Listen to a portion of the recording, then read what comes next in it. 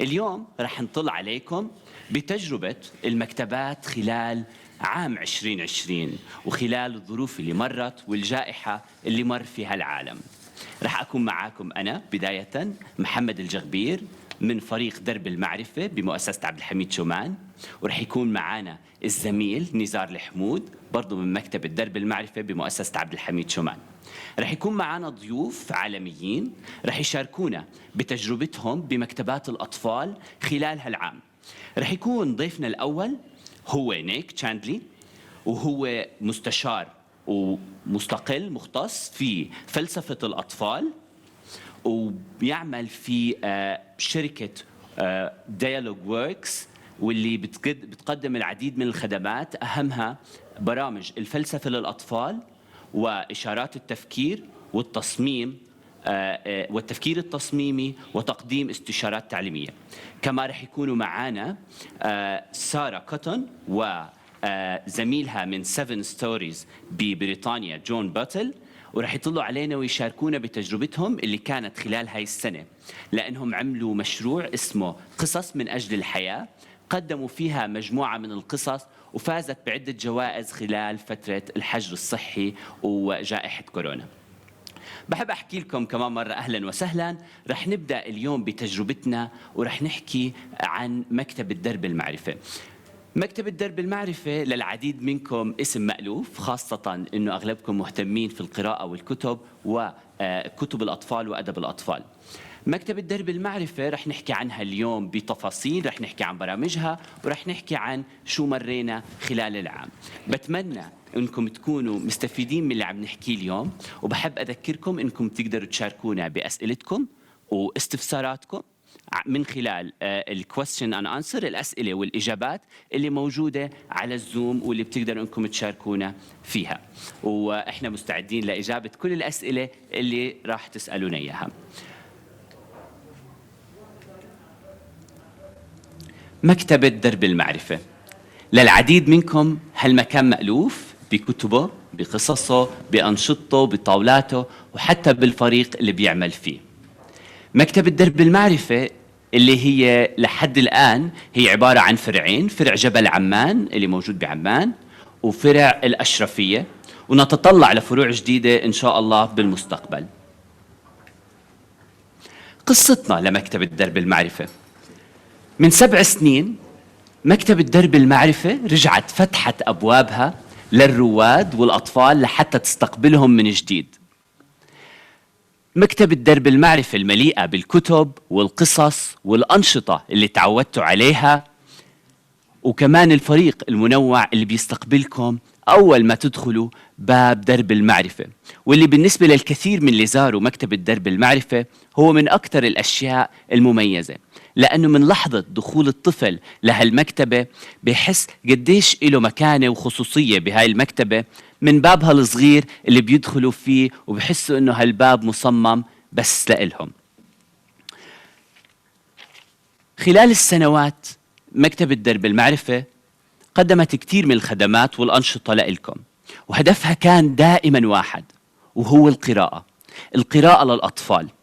كلياتنا بنعرف قديش دور القراءة مهم جدا في شخصية الطفل، بتنمية مهاراته وبالعديد من الأشياء.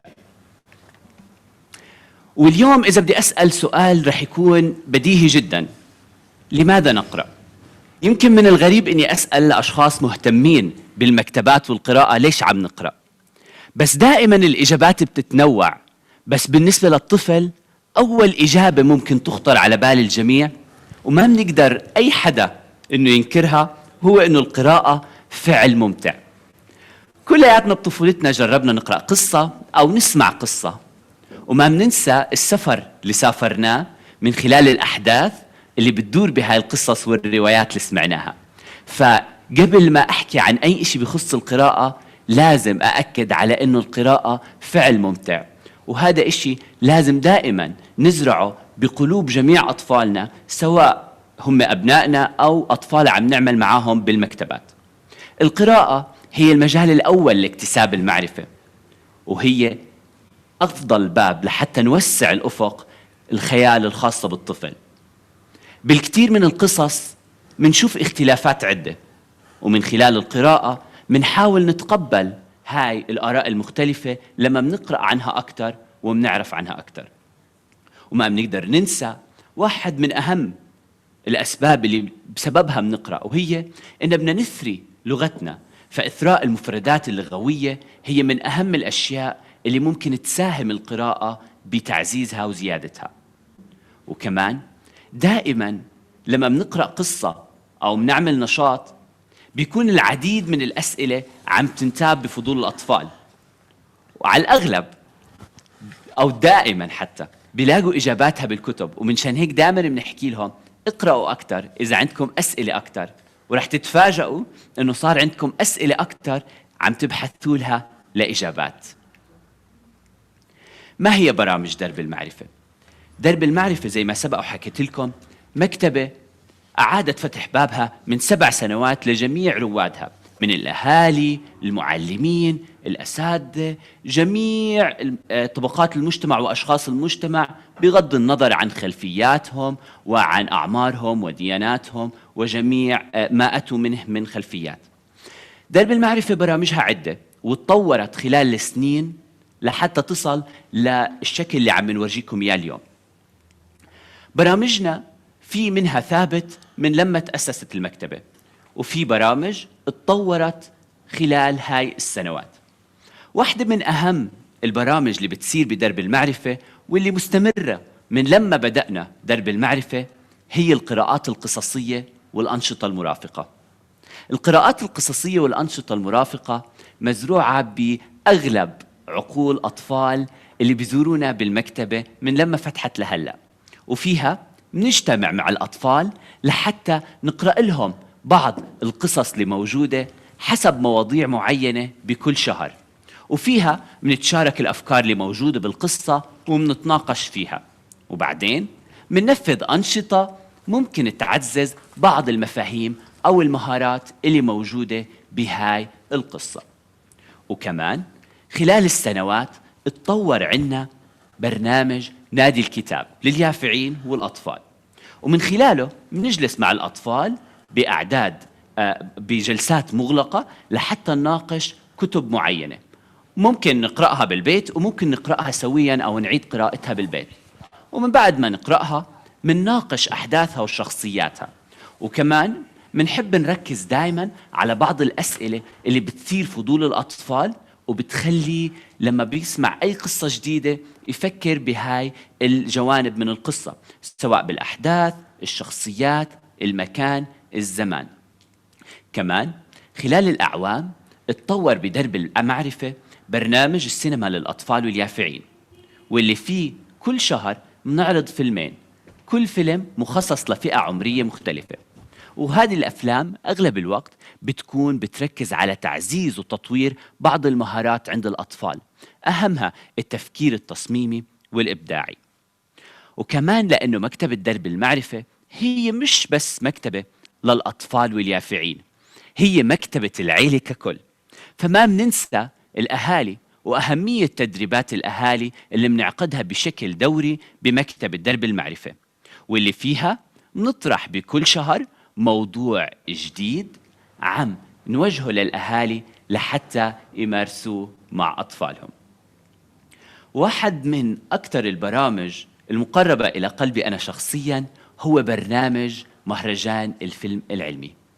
هو مهرجان عالمي بيعرض مجموعة من الأفلام العالمية المدبلجة والمترجمة إلى اللغة العربية، بتعرض مفاهيم علمية، بكل سنة بيكون لها موضوع معين. وهذا البرنامج ما بقدر أذكره من دون ما أذكر أهم شريك لنا فيه، وهو جوته، معهد جوته للغات. معهد جوته للغات إحنا للعام السادس عم نتشارك معاهم بهذا البرنامج، واللي بيعرض زي ما سبق وحكيت أفلام علمية من جميع أنحاء العالم، تعرض مواضيع مختلفة ومنتبعها إحنا ببعض الأنشطة اللي بتعزز هاي المفاهيم العلمية اللي موجودة بالأفلام. وجرت العادة إن نقوم بافتتاح كبير لهذا المهرجان، بيحضروا عادة من 700 ل1000 طفل خلال الافتتاح. كمان رح أحكي لكم عن الأندية الصيفية والشتوية اللي بتكون بدرب المعرفة. أغلب سكان عمان بالأردن صار عندهم فكرة كافية عن النوادي الصيفية والشتوية اللي بتعقد بمكتبة درب المعرفة. بكل عام منجلس ببداية العام لحتى نخطط للنوادي الصيفية والشتوية، منختار موضوع للنادي الصيفي أو الشتوي، ومنبدأ مع فريقنا المختلف والرائع واللي بينه اختلافات عم تنتج منها إبداعات، بنطلع بأنشطة تخدم هذا الموضوع لحتى نكسب مهارة للأطفال بشكل مكثف أكثر. لأنه اللي بيختلف عن أنشطة الأندية الصيفية والشتوية عن الأنشطة اليومية هو إن عم نكون عم نشتغل على مدة أكبر مع الأطفال، فما بيكون النشاط ليوم واحد أو يومين، بيكون لفترة كبيرة، وهي خلال فترة العطل اللي بيكونوا فيها الأطفال متفرغين أكثر ومهتمين أكثر لحتى يكتسبوا مهارات جديدة بعيداً عن المهارات الحياتية العادية اللي بيمارسوها خلال عطلتهم الصيفية. وكمان دائماً مؤمنين بمكتبة درب المعرفة إنه مكتبات الأطفال دورها بيجي مكمل للعملية التدريسية اللي بتكون بالمدرسة، وجزء مساند كبير من العملية التدريسية. لذلك ما بنقدر نذكر برامج درب المعرفة من دون ما نذكر الأنشطة اللي بنعملها للمدارس، سواء بزياراتنا لهم أو زياراتهم هم لإلنا، واللي فيها بيقدروا يستفيدوا من خدمات اللي بتقدمها درب المعرفة، سواء من قراءات قصصية، أنشطة تفاعلية، أو حتى يستفيدوا من إنه عندنا ميزة وهي عندنا قاعة سينما. يعني إحنا محظوظين بهذا الإشي إنه عندنا قاعة سينما بداخل المؤسسة، فبيقدروا إنهم يستفيدوا منها ويشاهدوا بعض الأفلام العلمية أو الأفلام السينمائية اللي بتدعم عملية التدريسية. تدريب أمناء المكتبات واللي هو عم نعمله اليوم، واللي زميلي نزار رح يحكي لكم بشكل مفصل عنه أكثر وعن باقي برامجنا اللي حابين نشارككم فيها اليوم. شكرا محمد. بالفعل يعني نقاط حطيتها وطرحتها بطريقة لطيفة جدا، يمكن وصلت فكرة مكتبتنا كيف كانت، ورح نحكي عن الوضع العادي الجديد اللي نحن عم نعيشه هلأ حاليا. بالتأكيد زي ما ذكر زميلي محمد سابقا بأنه نحن بنتعامل مع الطفل، وكل شخص كمان بيتعامل معه أو هدفه التعامل مع الأطفال بطريقة مباشرة أو غير مباشرة. إحنا بنكون نتعامل معه بشكل مباشر زي الأهالي. فنحن زي ما ذكر زميل محمد إنه الأهالي نحن بنسمع منهم إيش المشكلات اللي بيواجهوها مع أطفالهم، سواء كانوا مثلا فرضا على سبيل المثال إنه في عالمنا الحالي الشاشات التابلتس والكمبيوترز واللابتوبس كانت عم بتأثر عليهم. فبالتالي مثلا ممكن يجوا جماعة من الأهالي يحكوا لنا إنه راح نحن بنحتاج تدريب في كيفية التعامل مع أطفالنا بخصوص هذا الموضوع. بالطريقة الأخرى الأشخاص اللي بيتعاملوا مع الأطفال هم المدارس اللي هم المعلمين والمعلمات. فبالتالي نحن نعمل تدريب أمناء مكتبات بيوجه يعني كيف نعمل المكتبة الصفية بطريقة أو ببيئة جاذبة للأطفال. فزي ما درب المعرفة هي مساحة للتعبير عن كل ما يعني الطفل، ومش بس مكان فيه كتب نحن بنقدر نعير كتب فيه فقط لا غير. فهاي البرامج كلها هي اللي بتجذب الطفل. نحن ما بنقدر نحكي إنه أهمية القراءة 1 2 3 بشكل عشوائي بدون ما نكون عم ندعم هذا الشيء في أنشطتنا أو عم ندعمه مع الأهالي ومع المعلمين. فبنعمل هذا التدريب اللي بيعقد مرة في السنة، بنعمله مع أمناء المكتبات عندنا في المكتبة، ومن خلاله بنحكي إنه كيف للمكتبة أن تكون المكتبة الصفية أو المكتبة المدرسية بيئة جاذبة للأطفال.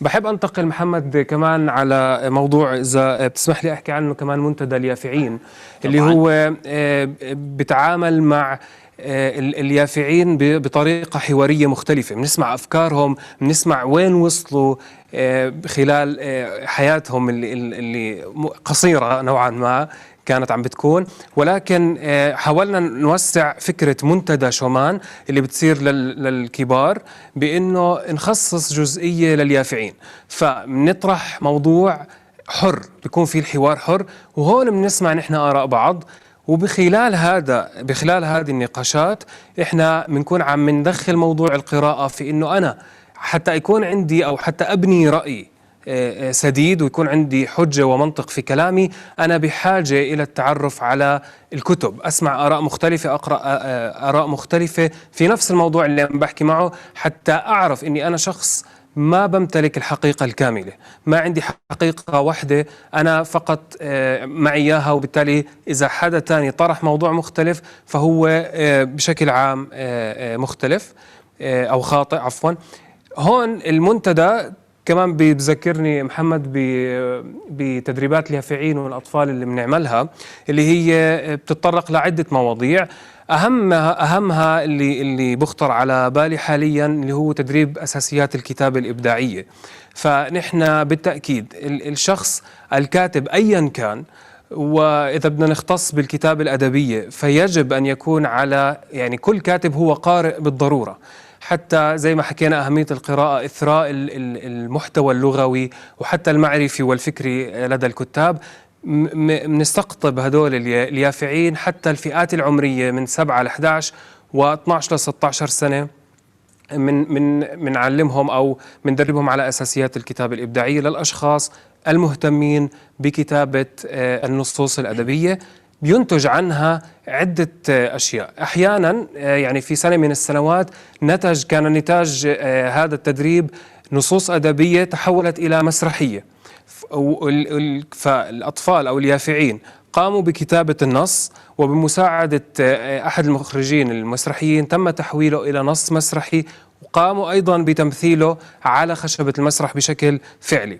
في السنة الحالية اللي رح نعمله إن شاء الله، اللي هو هلأ في عنا تدريب أساسيات كتابة إبداعية شغال، حيكون نتاجه عبارة عن زي نشر للمجموعة القصصية اللي قام بتأليفها وكتابتها هدول الأطفال واليافعين من روادنا.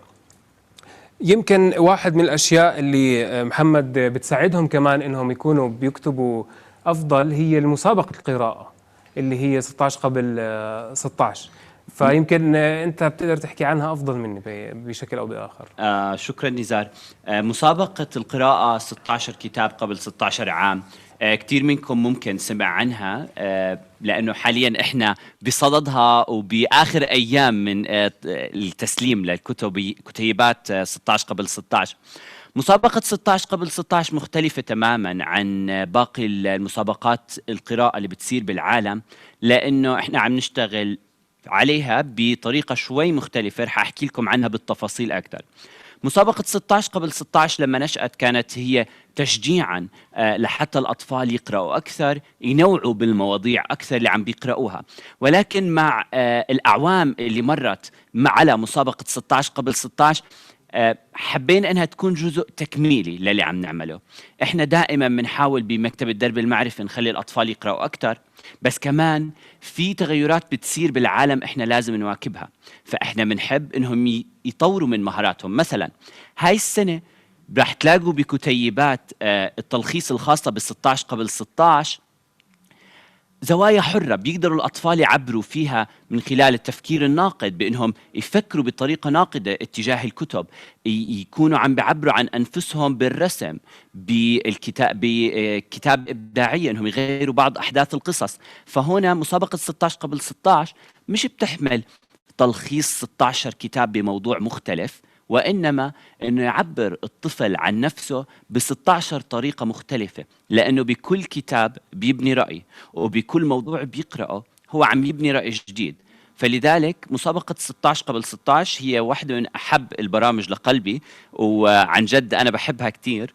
وبما أنه هي هاي العام لساتها موجودة، رح نحكي بشكل أكبر كيف صار شكلها خلال هاي العام، ولكن بحب أدعوكم إذا في حدا حاب يشارك أو أطفاله حابين يشاركوا، بحب أدعوكم، هاي أحسن فرصة لحتى تشاركوا بمسابقة 16 قبل 16. وكمان كنوع من دورنا اتجاه المجتمع، واحد من أهم البرامج اللي بتصير بمكتبة درب المعرفة هو برنامج محو الأمية ودروس التقوية. خلال تجربتنا بمكتبة درب المعرفة لاحظنا كثير من الصعوبات اللي ممكن يواجهها الأطفال بالعمر الصغير، خاصة بالقراءة أو ببداية القراءة. فبيكون الطفل متحمس يجي على المكتبة، وإنما لما يمسك الكتاب هيك بيكون عنده تخوف من عدد الأحرف اللي بالكلمة أو عدد الكلمات اللي موجودين بهاي القصة. لذلك حسينا من واجبنا أن نكون عم نعمل دروس تقوية ومحو أمية بمكتبة درب المعرفة لتسهل على الأطفال القراءة والاستمتاع بعملية القراءة، خاصة أنه مش دائما بيكون هو محتاج حدا يقرأ له، عشان ممكن يكون هو طول الوقت حابب يقرأ، فمش لازم يكون حدا معاه طول الوقت، بينما ممكن يقرأ بأي وقت وبأي مكان وبأي زمان. وواحدة كمان من أهم البرامج اللي بتقدمها درب المعرفة هي توقيع وإطلاق الكتب بالتعاون مع الكتاب والكاتبات. وهذا البرنامج برنامج زي ما أنتم شايفين بالصورة يعكس جماهيرية كبيرة لإله. بالصورة هاي، وهي واحدة من الصور المقربة إلى قلبي لأنها الكاتبة والصديقة آية يونس فيها كانت عم تطلق كتابها غيمة. وزي ما انتم شايفين كانوا الأطفال يومها متشوقين كتير لحتى يسمعوا هالقصة اللي احنا سبق ويمكن قرأنا لهم إياها، ولكن دائما علاقة الطفل بالكاتب بتكون علاقة شوي سحرية، لأنه هو بيشوفه كمثل أعلى وكقدوة. فلما بنجمع الأطفال مع الكتاب ما بتصدقوا قديش بيكون في سحر خاص بالجلسة، انهم عم بيقرأوا او عم يسمعوا القصة مباشرة من الشخص اللي تخيلها ومن الشخص اللي كتبها ومن الشخص اللي نقل لهم اياها. فصدقوني السحر اللي انتم شايفينه هو قليل على اللي بيكون بالواقع دائما. للصدفة كانت الكاتبة آية يونس عم تقرأ قصة غيمة، واليوم احنا مجتمعين لحتى نحكي عن غيمة مرأت على العالم نتمنى انها تنتهي، ولكن بتنقلني للسلايد اللي بعده او الشريحة اللي بعدها، وهو عام 2020. وعشان اكون محدد اكثر هو شهر آذار من عام 2020. كلياتنا بنعرف انه جائحة كورونا بدأت تدخل على العالم مع بداية العام، وتبعها عدة إجراءات حكومية، ولكن الأكثر تأثيراً كانت أو الأكثر قوة اتجاه جميع القطاعات كان الإجراء اللي اتخذته الحكومة، واللي هو الحظر الشامل بشهر 3 أو آذار من عام 2020. وهون أغلقت جميع القطاعات ومنع الجميع من الخروج خارج المنازل، والشوارع فضيت، وللأسف المكتبة كمان فضيت من كل ما تحمله من عناصر بهجة. زي ما أنتم شايفين بالصورة المكتبة صارت فاضية من الفريق اللي دائما بيعطيها روح حلو، المكتبة فارغة كمان من الأطفال اللي عادة صوت تمتمتهم بأروقة المكتبة وصوت قراءاتهم للقصص وصوت ضحكهم مرات بيكون بداخل المكتبة. فضيت تماما زي أي قطاع تاني، أصبحت مغلقة. ولكن هنا بحب أحكي إنه حتى لو المكتبة سكرت وحتى لو جميع القطاعات أغلقت، إيماننا برسالتنا كان كافي لحتى نكمل بخدماتنا. فالمكتبة سكرت أبوابها قدام كل الرواد، ولكن خدماتها ظلت متاحة لجميع العالم. وصرنا نفكر الإغلاقات حمل ثقيل كان على قلوبنا وعلى أطفالنا وعلى عائلاتنا، ولكن فكرنا بموازنة الأمور. شو بنقدر نعمل بوجود هاي الإغلاقات؟ واكتشفنا إنه اللي بنقدر نعمله أكتر بكتير من تأثير الإغلاقات، لأنه بنقدر نوفر خدماتنا عن بعد، بنقدر إن نستغل هذا الوقت لحتى نبني قدرات فريقنا على العمل عن بعد، ونستفيد من خبرات بعض، ونعيد تهيئة المحتوى اللي موجود عندنا لحتى يواكب هالتغييرات. وواحدة من أهم الأشياء هي اللي حكيت لكم عنه، وهو بناء قدرات الفريق عن بعد.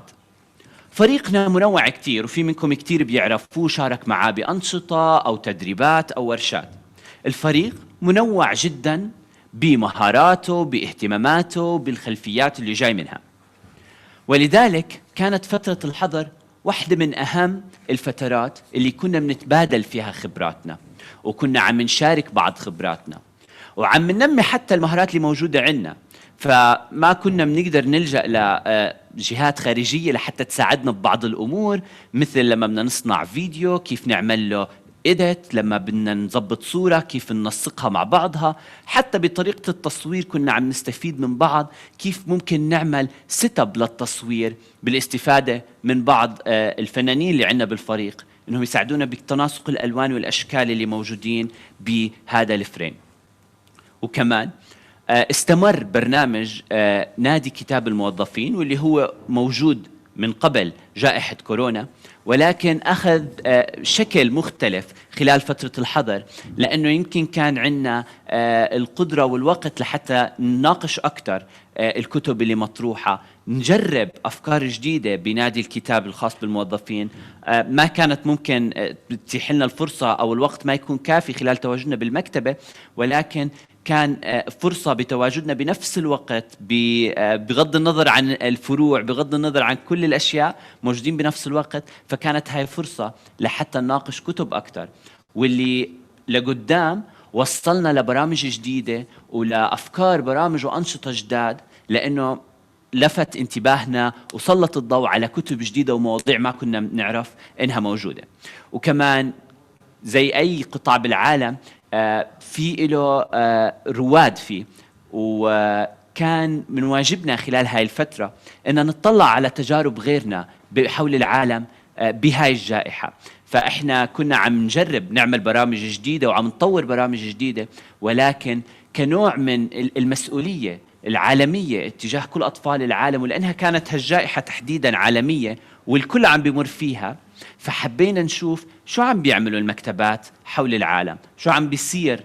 فكان للأبحاث وحتى المناقشات الهاتفية مع بعض الناس اللي كان يعني مشتركين معهم إحنا بالندوات أو التدريبات من حول العالم، كان في بيننا اتصالات هاتفية، كان بيننا مراسلات عم نسألهم عن آخر المستحدثات اللي عم بتصير. وكنا صراحة نقضي ساعات من الاجتماعات عبر تيمز وزوم، مع انه ما سبق وكنا عم نستخدم هذا النوع من الاجتماعات من قبل. كنا بنحب دائما نجتمع بشكل شخصي، بس اكيد نزار بيتذكر الفترة اللي كنا نقضيها على زوم وتيمز بهذا الوقت. تقريبا كنا يعني يوميا عم نحكي ما يقارب 4 إلى 5 أو 6 ساعات، بحيث انه نعرف نتجاوز هذه خلينا نحكي زي ما حكى محمد الثقل.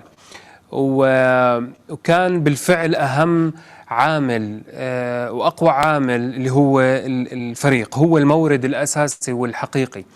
يعني لما شفنا إنه في هالقد تحدي كان عم بيواجهنا، فكل واحد صار يشوف إيش ممكن يقدم لهذا التحدي عشان نحله.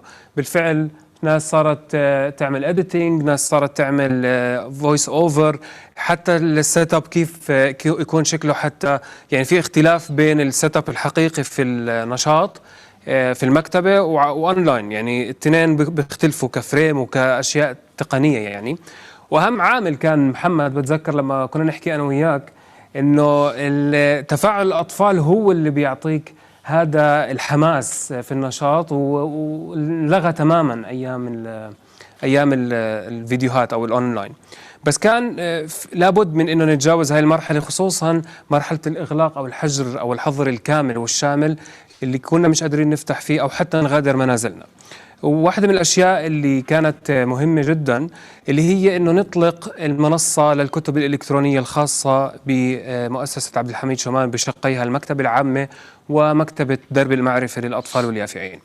في بداية الجائحة كان عدد الكتب حسب ما بتذكر 60 كتاب أو تحديدا 68 كتاب فقط على المنصة. ليش؟ لأنه دور النشر العربية أغلبها ما كانت عاملة إتاحة أو تحويل لكتبها من صيغ ورقية إلى PDF أو EPUB، وبالتالي نحن نقدر نستفيد منها بالتأكيد مع إمكانية الحصول على حقوق نشرها بشكل رسمي. فبالتالي برضو ما خضعنا للأمر الواقع، تواصلنا مع دور النشر وعرضنا عليهم انه يتم تحويل هذه الكتب من صيغتها الورقيه للPDF او الEPUB حتى نتمكن من شرائها ووضعها على المنصه الالكترونيه. وايضا هذا ما يخص بالكتب المقروءه، وكمان الكتب الصوتيه والمسموعه اللي تم تحويلها ايضا حتى يقدروا الاطفال يسمعوها. لما خلصنا هذا التحدي ما خلصت طلع تحدي آخر اللي هو لمدة أشهر كان عندنا نسبة الإعارة على المكتبة الإلكترونية. تتذكر محمد؟ كانت قليلة جدا لدرجة أنها صفر. يعني كانت صفر لمدة طويلة جدا جدا. فنحن صرنا نفكر إنه شو ممكن نعمل. دائما الحل احنا منلاقيه عند الرواد، عند الاهالي او عند الاطفال. فبنسالهم انه كيف ممكن انه القصص تقرا او تسمع على هاي المنصه الالكترونيه. عدة اجتماعات عملنا مع أهالي، عدة أنشطة عملنا مع الأطفال بحيث أنه نفرجيهم أنه القراءة الإلكترونية برضو مهمة زيها زي القراءة الورقية، وبهذه الأحوال وبهذه الأحداث هي الملجأ إلنا، كونه المكتبة مش فاتحة أبوابها ولا حتى المكتبات اللي مش بتعير الكتب مش اللي بتعير كتب، مش اللي بتعير بتبيع علقت. بهذه المعضلة احنا قدرنا نتجاوز هذه المشكلة بانهم مثلا لقينا انه احنا كنا مفكرين انه مختارين الكتب التمام او اللطيفة، فبرضه رجعنا تواصلنا مع الدور النشر وحكينا لهم انه لو سمحتوا احنا بنحتاج انه يكون في عنا اتاحة لهذه الكتب. فيما يخص التقدم اللي صرنا احنا حاليا اسبوعيا عم نعير بين 200 الى 250 كتاب عبر المكتبة الإلكترونية. فاحنا رحنا من صفر لانه تحدي جديد وجديد علينا جدا الى 200 الى 250 كتاب إلكتروني بشكل اسبوعي. فبتوقع هذا انتصار كان مهم جدا محمد. بالتأكيد. وإشي بنعمله كمان بما انه امين المكتبة هو له صورة معينة عند الأطفال، ممكن يكون سوبر هيرو أو رجل خارق، بحيث أنه دائما أي استفسار أو سؤال دائما الطفل أو رواد المكتبة بيلاحظوا أنه أمين المكتبة عنده هذا الجواب. يقال بأنه جوجل قادر على إظهار العديد من الإجابات، ولكن أمين المكتبة يمتلك الإجابة الأصح أو الأقرب إلى الصحة. فهذا بلا وعي الطفل محفور في ذهنه. فما كنا بس قادرين إنه ننفذ الأنشطة ونكتفي بذلك ونغيب عنهم بدون تفاعل حتى لو كان ما وراء الشاشة.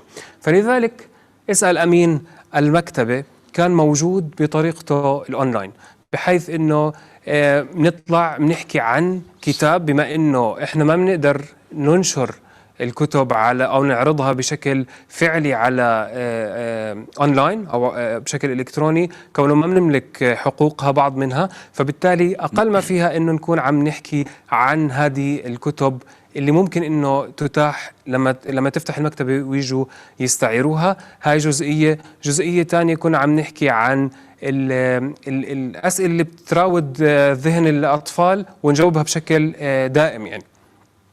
فهذه الجزئية كمان اتطورت حتى تصير تشات بوت في المكتبة العامة وفي مكتبة درب المعرفة للإجابة على أسئلة الرواد بشكل مباشر أونلاين، سواء كانوا في عمان أو الأردن أو خارجها أو خارج الوطن العربي بشكل عام. فصرنا نتعلم إنه الجزئية اللي إحنا عم نشتغل فيها تقدر إنها توسع أكبر وأكبر وأكبر حتى تشمل العالم العربي، لا بل العالم كامل، مش بس يقتصر عملنا داخل الأردن. وهذا كان شيء لطيف جدا. برضه استمرينا بخدماتنا عن بعد بدروس التقوية اللي كانت بتشمل تذكرني محمد. كان دروس التقوية الأطفال متعودين عليها بالمكتبة، يعني كانوا عادة بجلسات أسبوعية بأوقات معينة بيجتمعوا الأطفال لحتى يحضروا مع بعض دروس التقوية، أو سواء محو الأمية زي ما سبق وحكينا. فكان شوي صعب أن نترك الأطفال خلال هاي الفترة كلياتها من دون ما نستمر معاهم. كلياتنا بنعرف أنه العملية التعليمية بهذا العمر أو العمر الصغير لما بيبدوا يقرأوا بيكونوا عم يبنوا على اللي عم بيتعلموه أول بأول. فكان كتير مهم إن ما نتركهم زي ما بيحكوا بنص الطريق، وإن نستمر معاهم باللي بديناه كنوع من المسؤولية اللي حاسينها اتجاه الأطفال والرواد اللي بيكونوا عندنا بالمكتبة. هذا السلايد نزار ذكرني بأول مرة طلبت منا الزميلة رؤى إن نطلع لايف مباشرة أول ما أغلقت المكتبة. طلبت منا إن ما نفقد التواصل مع الأطفال ونضل وجهة الأطفال دائما بيرجعوا لها. فما كان عندنا بوستر لحتى نعلن عن الموضوع، ما كان عندنا يعني أي شيء زي ما بيحكوا مصمم أو تصميم. فلجأنا برضو للزميلة لما من الفريق، عملت لنا البوستر من البيت، أوراق وأقلام، المواد اللي موجودة عندنا أصلا اللي كنا ماخدينها احتياط للبيت في حال تم الإغلاق، والخطة المبدئية اللي كنا حاطينها لعملية الإغلاقات. عملنا هذا البوستر، وكنت متخوف كتير من إني بدي أطلع للناس لأول مرة. أنا متعود يكونوا الأطفال أمامي، أقرأ القصة، يتفاعلوا معي، يسألوني أسئلة، نتناقش في مواضيع معينة. فكان كتير بداية أنه أنا بدي أحكي مع كاميرا أو بدي أتفاعل مع كاميرا، كتير صعب. بس هذا الإشي أخذنا لكتير أشياء. يعني بدينا بأن نطلع قصة لأول مرة، بتذكر لهلأ لأول مرة طلعنا بقصة لايف على الفيسبوك. كنا عم نستغل التكنولوجيا وطلعنا لايف، ومتعود أقرأ القصة ل5 أولاد، 3 أولاد، 20 بمناسبات كبيرة 100. ولكن تفاجأت لما كنت قادر أوصل لأطفال من خارج عمان عم بيتابعونا، من خارج الأردن كمان. فكانت القراءات القصصية تحولت من خطة طوارئ سريعة لبرنامج ثابت بمكتبة درب المعرفة. ورح نحكي عنها بشكل أكتر بتفاصيل كيف تغير شكل الأنشطة الاعتيادية اللي عم بتصير كانت كل يوم، واللي كل الأطفال حافظين مواعيدها وبيتابعوا جدولها أول بأول، لبرنامج مش بس موجود بالمكتبة وموجود أونلاين كمان. كمان زي ما حكيت أنت نزار، إحنا اشتغلنا على خدماتنا خلال فترة الحظر، اشتغلنا على الفريق اللي موجود عندنا، وكان لازم إن نعيد تهيئة المحتوى اللي موجود عندنا. إحنا عندنا المحتوى موجود وجاهز، ولكن طرأت ظروف بدنا نغير حسب هاي الظروف. فمثلا كان عندنا لازم إن نطلق، خلاص إجا الوقت تبع كل سنة نطلق في مسابقة 16 قبل 16، وهي مسابقة بالعادة بيحصلوا فيها الأطفال على هذا الكتيب، بيلخصوا فيه زي ما سبق حكيت لكم، فيه مساحات حرة لحتى يعبروا عن رأيهم، لحتى يمارسوا مواهبهم سواء بالرسم أو الكتابة الإبداعية وما إلى ذلك. فكانت الظروف لا تسمح بأن جميع الأطفال يكون عندهم كتيب ورقي، خاصة بفترة الحظر الشامل. لذلك قررنا أو اتجهنا لتهيئة المحتوى تبعنا، واللي هو الكتيب تبع التلخيص، لحتى يتحول لكتيب إلكتروني بيقدروا من خلاله الأطفال يدخلوا سواء من الموبايل أو سواء من اللابتوب أو الكمبيوتر العادي، يدخلوا يقرأوا قصص من المنصة الإلكترونية الخاصة بالإعارة الكتب عنا، ويبدوا بتلخيصها والمشاركة بمسابقة 16 قبل 16 من خلال الكتيب الإلكتروني. واللي اتفاجأنا أنه كتير من الأطفال كانوا يعني مستمتعين جدا بأنهم عم بيكتبوا لأول مرة مثلا تلخيص، بس مش بورقة وقلم. فكان واحد من أهم الأشياء اللي صارت خلال فترة الحظر. وكمان زي ما سبق وذكرت إنه إحنا كان عندنا واحد من البرامج الكبرى بدرب المعرفة، هي برنامج النادي الصيفي والشتوي. وكنا صراحة حاطين خطط لعام 2020 وتحديدا بالنادي الصيفي إنه يكون موضوعنا ستريم. ولكن حسينا خلال فترة الكورونا أنه من واجبنا تجاه الأطفال هو أن نطرح موضوع هم هلأ كتير بهمهم وكتير عندهم فضول وعندهم أسئلة تجاهه. فلجأنا لكان يا مكان الحياة، وكان عبارة عن نادي صيفي مصور بيقدروا أنهم يحضروه، وهو بيضم جميع الأنشطة اللي كنا بنعملها بالمكتبة ولكن بطريقة مصورة. رح أترككم مع البرومو الخاص بالنادي الصيفي اللي عقد بمكتبة درب المعرفة هاي السنة بعنوان كان يا مكان الحياة 2020.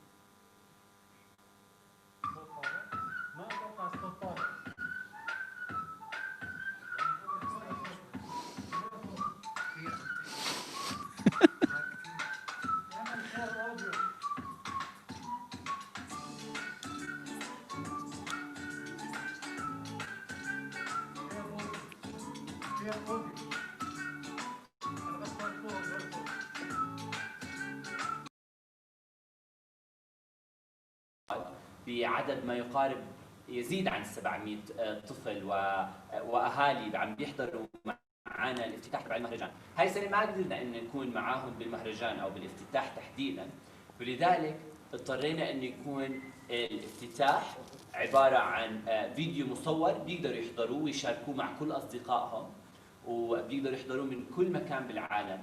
واللي اي حدا مهتم بانه يحضر المحتوى الكامل الخاص بالنادي الصيفي او بالمهرجان الفيلم العلمي تقدروا تشوفوه على القناه الخاصه فينا على اليوتيوب الخاصه بمؤسسه عبد الحميد شومان. توقيع الكتب الافتراضيه واحد من اكثر الاشياء اللي ما كنا متخيلينها بالعالم هو ان نعمل اطلاق او توقيع لكتاب. كان شغله شوي مضحكه وغريبه انه بدنا نطلق كتاب من دون كتاب. خلال فتره الحظر اطلقنا لاول مره بمكتبتنا وممكن على صعيد الوطن العربي عملنا اطلاق كتاب الكتروني او اطلاق كتاب افتراضي.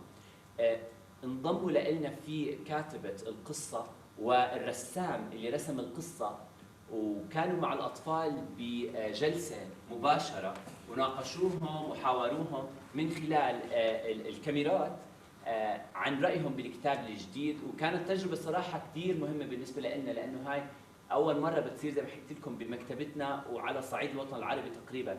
فكانت نقلة نوعية بالنسبة لنا، إنه ممكن نستضيف كتاب عالميين مش بس كتاب أردنيين أو عربيين زي ما عم نعمل كنا زمان. ممكن نلجأ لكل كتاب العالم لأنه صار نقدر إن نتحاور معاهم خلال هالشاشات. زي ما سبق وحكيت لكم مهرجان الفيلم العلمي كان مهرجان الفيلم العلمي كان برنامجه أونلاين.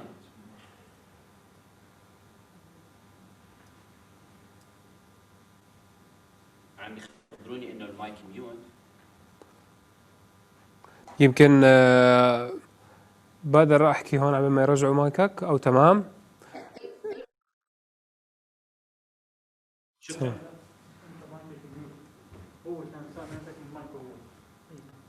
اوكي شكرا. زي ما كنت عم بحكي استضفنا ككاتبه والرسام الخاص بقصه الحابل بالنابل، وكان اول اطلاق لكتاب او اطلاق لكتاب رقمي الكتروني. كان ما في كتاب فيزيائي يعني ما بنقدر نشوفه، ولكن كانوا الاطفال عم بيقدروا انهم يناقشوا ويعطوا رايهم بهذا الكتاب بوجود الكاتبه والرسام. وكمان مهرجان الفيلم العلمي كان هالسنه مختلف تماما، فما كان في افتتاح ضخم ولكن كان في افتتاح مصور بيقدروا يحضروا الاطفال باي وقت وباي مكان ومن اي مكان بالعالم.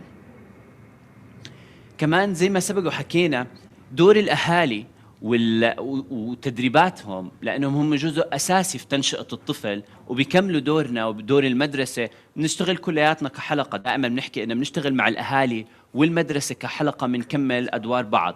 فكان إن نتركهم بهاي الفترة اللي كانت فيها الأهالي عم بيمارسوا دور المعلم والأهل وما إلى ذلك كان كتير صعب.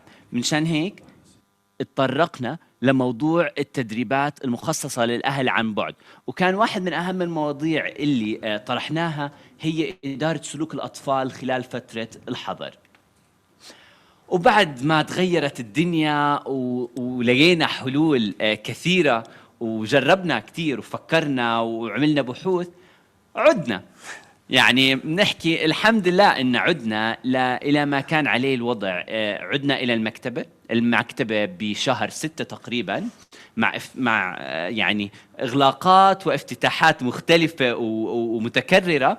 عدنا للمكتبة الحمد لله وعادت أنشطتنا، بس التجربة كانت مختلفة. نزار، بتتذكر أول يوم رجعنا فيه للمكتبة؟ بتذكر جزئية مهمة جدا، إنه بس رجعنا للمكتبة فعليا في البداية كان في تخوف كبير، لدرجة إنه ما استقبلنا يمكن 5 أو 6 أطفال أو عائلات، وكان خلال الأيام كلها الأعداد قليلة جدا، مع إنه إحنا زي ما واضح بالبرزنتيشن محافظين على كافة معايير السلامة، من كمامات، من عوازل، من تباعد بيننا وبين الرواد، وحتى بين الرواد نفسهم، وحتى بين الموظفين نفسهم.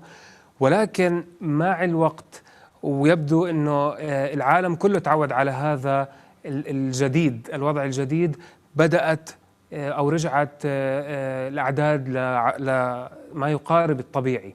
فبالتالي كل العالم تعودت أنه تلبس الكمامات. تتذكر قد كنا الكمامة مش قادر ألبسها 3 دقائق، حتى الأطفال يحكوا لنا أنه مش قادر.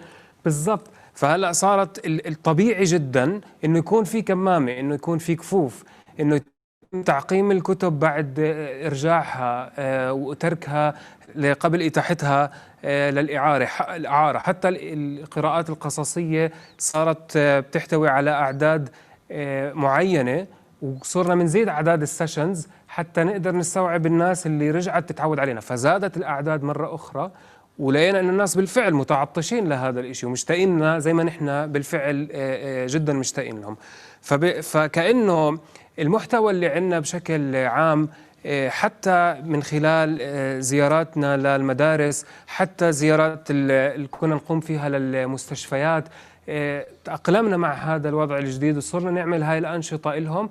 بالإضافة إلى أنه لما صار التعليم عن بعد، أتحنا هاي المساحة اللي هي المكتبة للأطفال حتى نتيح لهم إنترنت جيد يكونوا بيقدروا يستعملوا، حتى تابلتس، أوراق وأقلام إن كانوا هم بحاجة، حتى يفوتوا على منصة درسك اللي هي المنصة الرسمية اللي بتعرض عليها المدارس حصصهم وكافة المواد المتعلقة في المدرسة.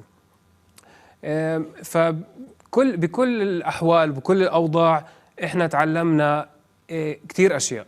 تعلمنا إنه زي ما عم نشوف هلأ هون كيف كان توقيع الكتب وكيف كانت عبارة عن عدد كبير من الأطفال عم بيسمعوا القصة بشكل مباشر إلى ميكروفونات وشاشات وعدة تقنية. فصارت الفكرة إنه إحنا بحاجة إلى إنه نعمل الإشي بشكل هجين، يكون المحتوى دائما يتم إعداده في نهاية كل عام للعام القادم. فمنعده حاليا في عام 2020 بدأنا في إعداد الخطة المستقبلية لعام 2021 بشقين: كيف ممكن نطبق الأنشطة بشكل فعلي وحقيقي على أرض الواقع، بالإضافة إلى أنه يستفيد منها كافة الأشخاص عبر الإنترنت أو أونلاين، ولكن مع الحفاظ على الأثر المرجو من هاي الأنشطة. وهون المتعة. هذا بشكل عام اللي وصلنا له، إنه كان عندنا سهولة الوصول عن بعد للكثير من الأماكن، وسع من البقع الجغرافية اللي نحن بنقدر نوصل لها. وكان إيماننا برسالتنا في مكتبة درب المعرفة ومؤسسة عبد الحميد شومان هو الدافع الأساسي، ومواردنا الحقيقية هي زملائي وزميلاتي الموظفين اللي قدروا انهم يتجاوزوا هاي المحنة، وبالتالي احنا صرنا بلا وعينا قادرين على التكيف مع أي ظرف، مثل ظرف شديد وقاسي اللي هو كورونا. أتوقع ممكن نستقبل أسئلة شوي. مزبوط. بس نزار ذكرتني بالنقطة الأولى اللي كنت عم تحكيها، إنه الوصول. بتذكر بأنشطتنا اليومية وبالقراءات القصصية كنا نوصل لأهالي المنطقة، لأطفال اللي موجودين بعمان أو بالمحافظات خلال زيارات. من خلال فترة الحظر وخلال أنشطتنا الأونلاين كنا بنتفاجأ إنه أصبح في ناس بيعرفوا جيدا محتوى مكتبة درب المعرفة من خارج الأردن ومن مناطق بعيدة جغرافيا. قدروا إنهم يصلوا لداخل المكتبة ويشعروا بقديش الجو العام للمكتبة تبعتنا فيها هيك جو عائلي للقراءات القصصية وللأنشطة. بحب نشوف الأسئلة اللي موجودة، مع إنه ما تبقى كثير من الوقت يعني، بس بدنا نشوف ايش بنقدر نجاوب بشكل سريع. نزار تمام. عم نستعرض في سؤال من خالد بيحكي: لماذا لا تطبق هذه المبادرة في المدارس عن بعد؟ في الحقيقة الأنشطة المدرسية رجعنا لها عن طريق زوم، فأي مدرسة أو أي جهة سواء جمعية أو مدرسة حابة إنها يكون عندها تطبيق لأنشطة مكتبة درب المعرفة، بإمكانها إنها تتواصل معنا على رقم المكتبة وترتب موعد حتى نكون نحن قادرين إنه نحجز لها موعد ونطبق هذه الأنشطة بكل رحابة صدر. سؤال آخر، الثائر بيسأل: ما هي تطلعاتكم المستقبلية لتوفير الفرص للحصول على المعرفة للأشخاص محدودي الإمكانيات في ظل الجائحة؟ بحسب فهمي للسؤال، إنه الأشخاص اللي ما بتوفر عندهم إنترنت أو ما بتوفر عندهم تابلتس، هيك ممكن يكون. بالحقيقة يعني هذا السؤال هو اللي جزئية منه تم ذكرها في البرزنتيشن أو العرض التقديمي، اللي هو إحنا مثلا الأطفال اللي بيحاولوا إنهم يدرسوا على منصة درسك، وحاليا نحن فاتحين المكتبة فقادرين إنه نستقبل هدول الأطفال، من نوفر لهم كل الأشياء أو الأجهزة التقنية اللازمة للاستفادة من التعليم. منتيح لهم انترنت جيد، تابلتس، وكل المواد اللي اللازمة حتى يقدروا يكملوا في دراستهم. في بس عليا عم تسأل من وين ممكن انها تشوف المحتوى الخاص بمكتبتنا. بحب اذكرها انه جميع القصص المصورة بتنزل بشكل دوري، واللايف سيشنز بتنزل بشكل دوري على مجموعة مكتبة درب المعرفة على الفيسبوك، وكذلك جميع الفيديوهات المصورة موجودة على القناة الخاصة بمؤسسة عبد الحميد شومان على اليوتيوب، وبتقدري انك تحصلي عليها وتشوفيها وتشاركيها برضو مع اي حدا حاب انه يشوفها. دكتور زينب تسألنا: السلام عليكم، بوركت جهودكم على هذا النشاط لدعم الأطفال ومكتباتهم. سؤال: لو تفضلتم، هل توجد كتب لذوي الاحتياجات الخاصة أو للأشخاص ذوي الإعاقة؟ حاليا موجود عندنا خلال مكتبتنا الإلكترونية في المكتبة عندنا موجود كتب بطريقة بريل، وفي عندنا كمان كتب مسموعة. وأصلا المكتبة كلها سواء كانت مكتبة درب المعرفة أو المكتبة العامة هي مهيئة لاستقبال الأشخاص ذوي الإعاقة. فالإجابة نعم موجود. إسلام بتسأل: لفت نظري تجربة تدريبات الكتابة الإبداعية لليافعين عندكم، كيف قدرتوا تحولوها من جلسات تفاعلية داخل المكتبة إلى جلسات افتراضية وعن بعد، وهل كانت هاي الجلسات فعالة؟ سؤال حقيقة لطيف ومهم، وبدل على أنه إحنا خلال هاي الفترة كنا عم نتعلم كيف أفضل طريقة نعمل فيها هاي الجلسات. كونه الكتابة الإبداعية لا تعتمد على جلسة واحدة فقط، وكمان الجلسات مش قصيرة، فهي تتراوح بين ساعة ونص إلى ساعتين. بداية جربنا نعمل نظام الهجين، اللي هو تكون مثلا عم نحكي سبت وأربعة، فكل سبت أونلاين وكل أربعة كانوا يجوا الأطفال على المكتبة، جربناها وكانت فعالة، وحبينا إنه نقارن طريقة أخرى اللي هي هلأ عم بتصير حاليا، إنه يكون كله بشكل كامل أونلاين حتى نقدر نتعلم نحن بالفرق. هل الهجين كان أفضل إذا كنا بنقدر نجيب الأطفال عنا، لأنه أحيانا إحنا بنكون مضطرين إنه نكون فقط أونلاين إذا كان زي ما حكى محمد إنه الحضور عم بيصير. بتذكر بأول فيديو لما شفناه وصل 20,000 مشاهدة، وكان يعني وصل لمئات الآلاف بالضبط. فالتجربة فعالة جدا، والتفاعل كان فعال جدا تماما، ما اختلف أي شيء. كنا خايفين إنه يكون فيش تفاعل من عند الأطفال أو الاستفادة أقل، ولكن كانت بالعكس. الكتابة الإبداعية تحديدا كونها من أهم البرامج عندنا كانت فعالة بالطريقتين، وإحنا رح نكون بنشوف مين أقرب إلى الدقة بعد ما تخلص هاي السيشن.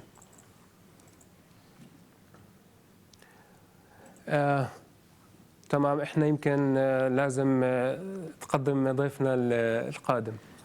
احنا رح يكون معنا حاليا ضيف رح ينضم علينا من مكان بعيد، وهي يمكن نرجع نذكر موضوع الكورونا. يمكن ما بعدنا كتير، وإنما صار ممكن سهل بعض الأمور، فيمكن كان شوي صعب نيك ينضم لنا بالأيام العادية بما أنه رح يكون معنا اليوم بريطانيا. بس اليوم هو رح يكون معنا ورح يشارككم بخبرته الواسعة. زي ما سبق وذكرت نيك هو مستشار مستقل متخصص في فلسفة الأطفال، ويعمل حاليا في شركة ومؤسسة تعليمية تدعى ديالوج ووركس، والتي تقدم الكثير من الخدمات أهمها الفلسفة للأطفال وإشارات التفكير وتصميم المناهج وتقديم الاستشارات التعليمية. وكما له كتاب مهم في مجال التعليم. رح يكون معنا اليوم نيك. أنا شخصيا باخذ معاه حاليا تدريب بالفلسفة للأطفال، أنا ونزار وزميلتنا وردة، وسعيد جدا إنك معنا اليوم. أهلا وسهلا. Well, good morning, everyone. And Mohammed, it's lovely to see you there and to see Nizar earlier. And of course, Warda as well, who is part of your wonderful team at your incredible library, actually. I have to say, I've known Nizar and Mohammed and Warda now for about 7 or 8 weeks. They're taking a training course that we're doing online, and I am full of admiration for not just the Showman not just the library and all the things that you do there, but actually for you as people as well, because it would have been very easy in these incredibly difficult times for many people to just sit back and wait for it all to end. But you've stood up and you've battled, and I'm full of admiration for you. But anyway, let's get going, shall we? Somebody in one of the questions earlier, I was looking at your questions, said, I wish it could be interactive. And I totally agree. It would. We all want it to be interactive. In fact, that's how I spend my whole life, interacting with children and students and teachers. But this very difficult situation that we're in with COVID has meant that we've had to do things a little differently. But what we didn't want to do at Dialogue Works was just to put things on one side and say we'll come back when it's finished. So we've also had our own ways to react, just to make sure that what we do is communicated to not just children, but parents and families as well, because we think that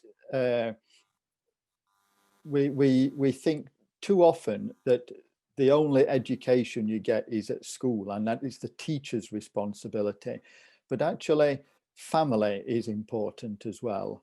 And so we want to encourage thoughtful conversations at home between children and parents. So I'm just going to share screen. Is that okay, Mohammed, if I share screen? Sure. Just bear with me because I'm okay at Zoom, but I need to make sure we get the right size here. Okay, does that work, Mohammed? Yeah. Is that working okay? No. Yep. Okay. So let me just explain a little bit about me and about Dialogue Works and about what we're going to talk about this morning. I'm a teacher. That's my background. My last classroom job was with grade 4 children. So I was working in a classroom, but somebody introduced me to Philosophy for Children, P4C. And this is a program that we're going to learn a little bit about in this presentation. But I found that actually it totally changed me as a teacher. It made me a different teacher. And now for the last maybe 15 years since I left the classroom, all I do now is think about philosophy for children. And I travel around the world, and I've been very lucky to have worked quite a lot in the Middle East and in China and in Europe, training teachers in philosophy for children. So this session is not so much about libraries, because you are the experts in libraries, but it is about stories and books and the love of reading. And it's how we begin to perceive books, not just as stories, but as a means for reflecting on the lives that we lead. I'd like to also mention, before I go too far, that we have somewhere in our audience someone called Dalia Tounzi from an organization called Basira in Saudi Arabia, who has been a wonderful advocate for philosophical inquiry in the Middle East. So thank you, Dalia, for being here today. Feel free to put any questions in Q&A. I'll do my best to give some time at the end to respond to some of those. Okay, let's move on. Follow us on Twitter if you wish. We'll respond on Twitter. You've got my email address for any specific inquiries, my Twitter details there. And at the bottom of this slide, I've also put my YouTube channel. Now, this is not me talking about anything. It's just a collection of interesting short videos for children and young people to watch to help them think. And this is what we're about this morning. As Socrates on here says, wisdom begins in wonder. The wonder that young children have naturally, but that unfortunately sometimes the education system tries to deprive them of. So let's start off with Matthew Lipman here. Matthew Lipman, Professor Matthew Lipman, was a professor of philosophy in America, in the United States, in Columbia University.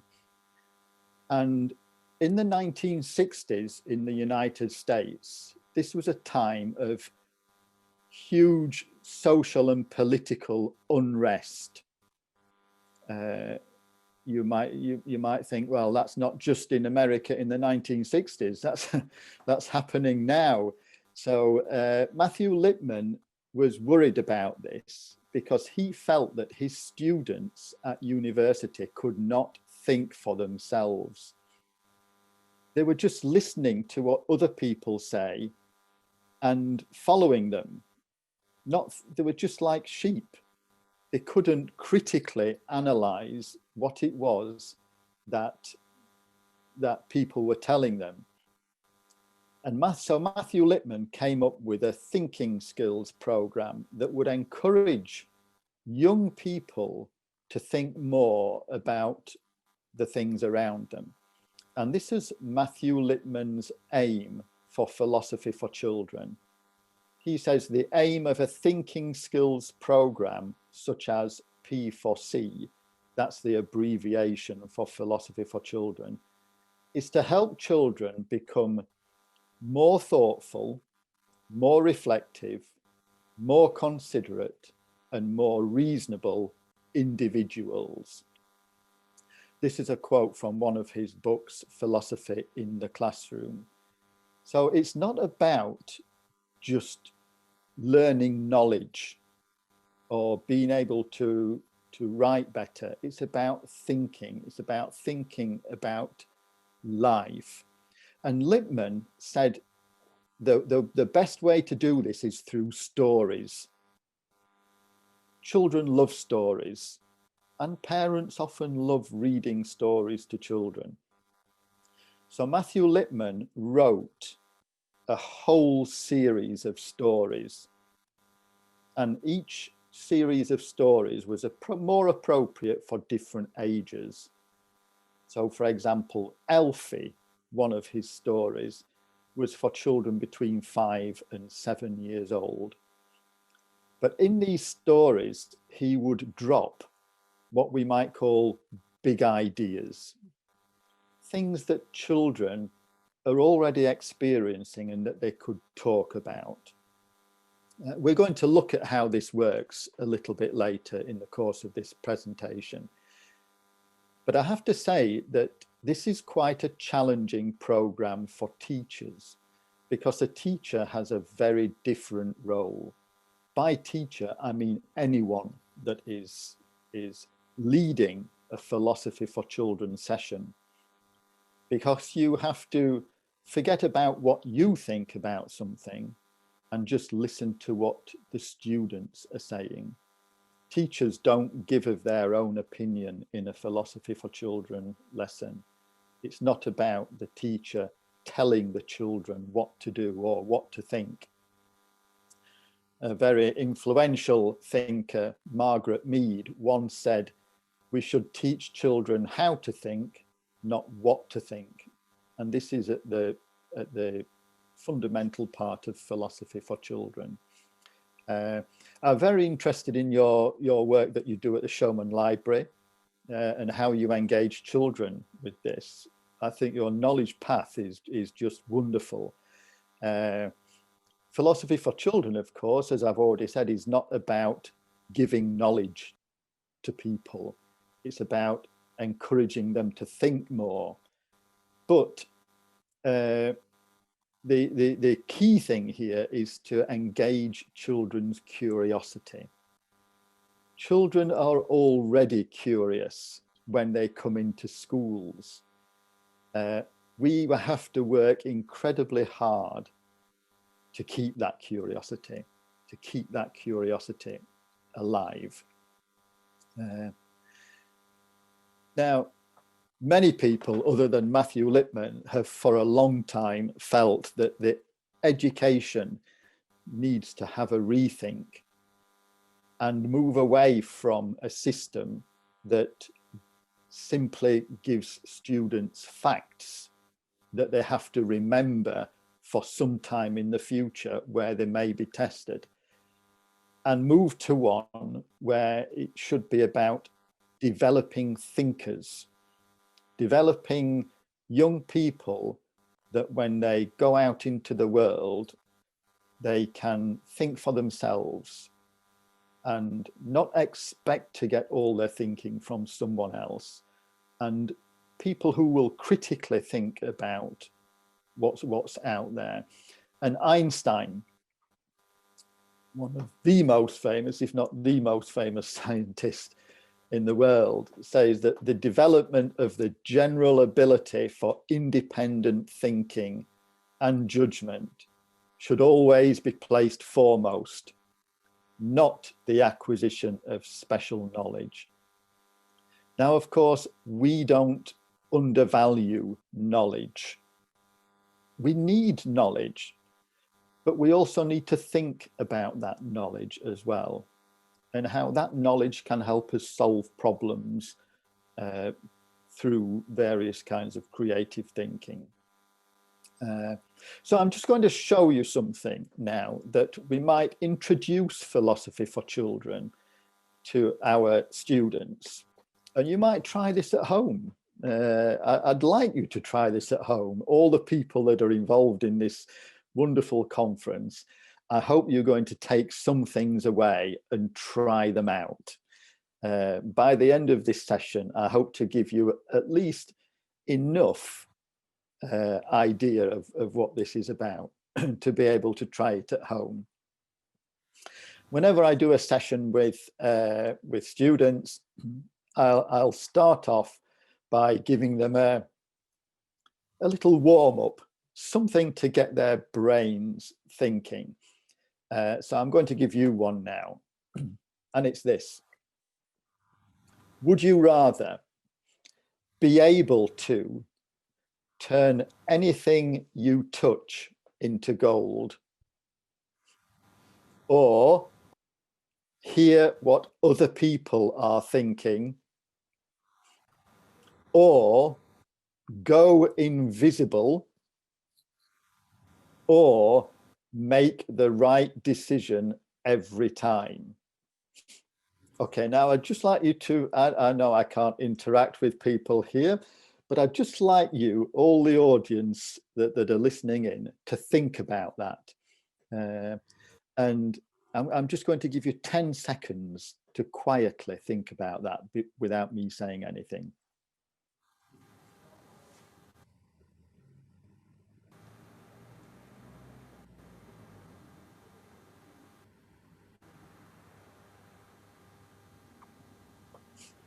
Okay.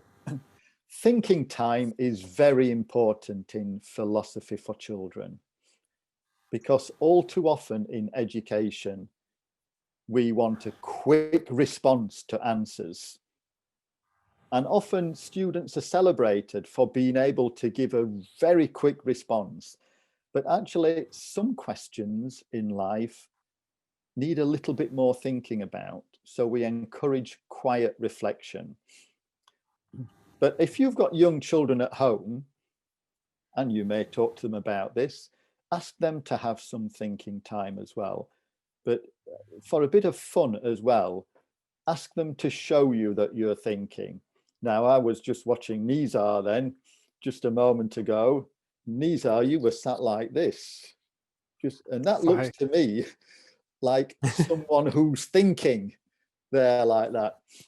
And when I'm working with 5-year-old children doing philosophy for children, it's a wonderful sight to see children sitting like this, or tapping their head, or even growing an imaginary beard and stroking it like this. This is what young children do if you say, show me your thinking.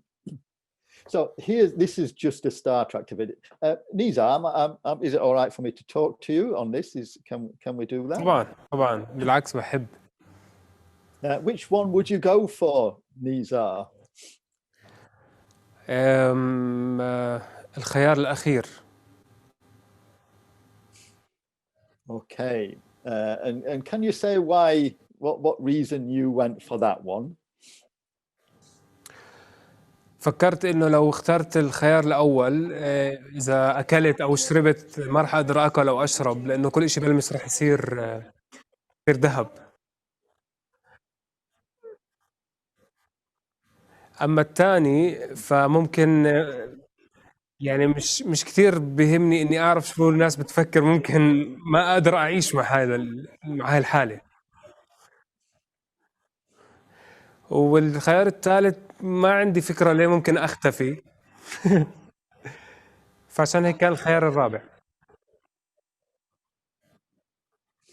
Okay, well, thank you, Nizar. How interesting how you approached that instead of just answering, just picking one, you looked at all of them and put them to one side. So you looked at what would be bad about some things. Gold, hear what people are thinking, go invisible. And so a process of elimination led you to making the right decision every time. Now, around the dinner table, or in the home, or in a classroom, or in a library, what we do as the leader of this session is we don't say to the children, well done, Nizar, you've got the right one. That's the correct one to go for. You know, well done. Because of course, any one of those could be right for different people. And that's what we want to emphasize. One of the aims of philosophy for children is that we encourage that difference is fine. Difference is good. So it's fine that somebody thinks differently to somebody else. And children in a philosophy for children session will be talking to each other, and someone might say to Nizar, I disagree with you, Nizar, because making the right decision every time wouldn't mean that you'd be a very popular person, because you'd always be right. Or you know, children talk to each other and explore each other's ideas. So a very simple exercise, but could I'd ask you maybe to think about an additional part to this exercise, is that what does your decision say about you as a person? If you are a kind of person that wants to make the right decision every time, what kind of person does that make you? What does that say about you, Nizar? Could you tell us? What is it about you that made you go for that? What does it say about you? شخصيا بحب أعرف يعني الحقيقة، خلينا نحكي، أو كيف أوصل لها. وبعرف إنها إشي كتير صعب، فبالتالي المجهود اللي بتطلبه كتير برضه مرهق.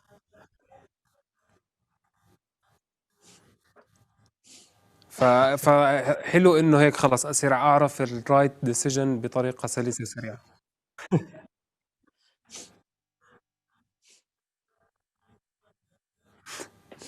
Okay, thank you. And what we're doing here, and we do this with children as well, is we encourage them to think about themselves as people, to reflect on themselves, and making the right decision every time.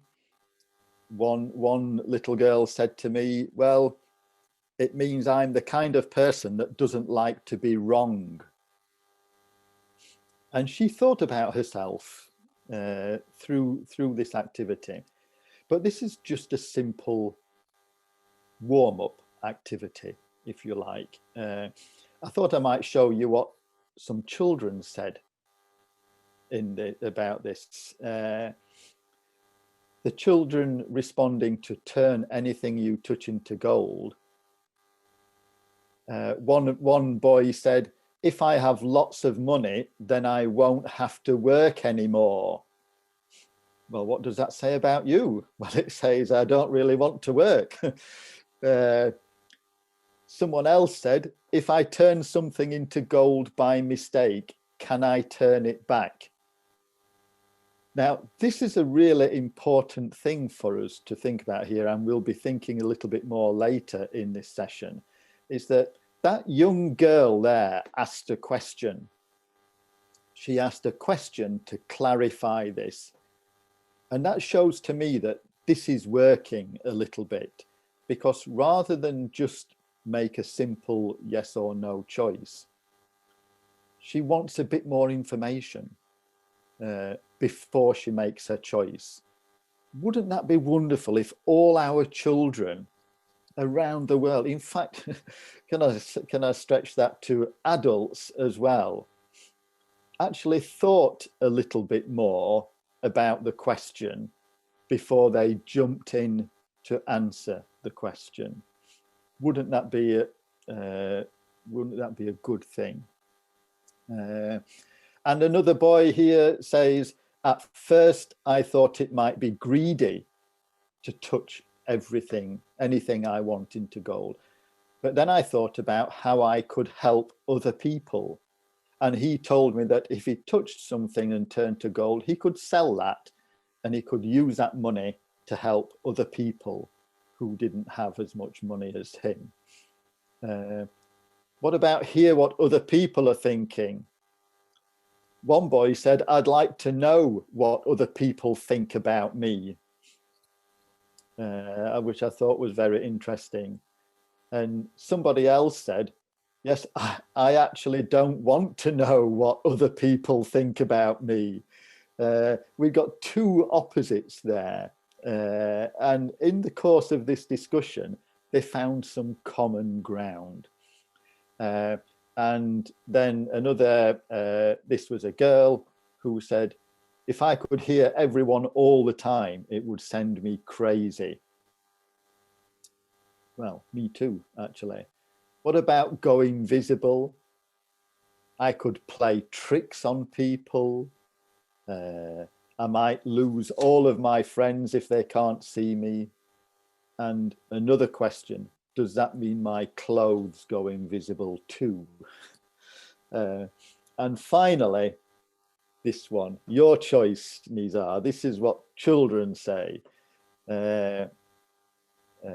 Yes, I wouldn't need to study anymore if I'd had made the right decision every time. I would just answer my test papers easily without even working.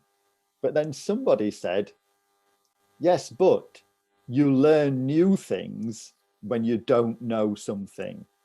So it's good not knowing something because then you want to go and find things out. And one here for you, Nizar, as well. Somebody who is always right is annoying.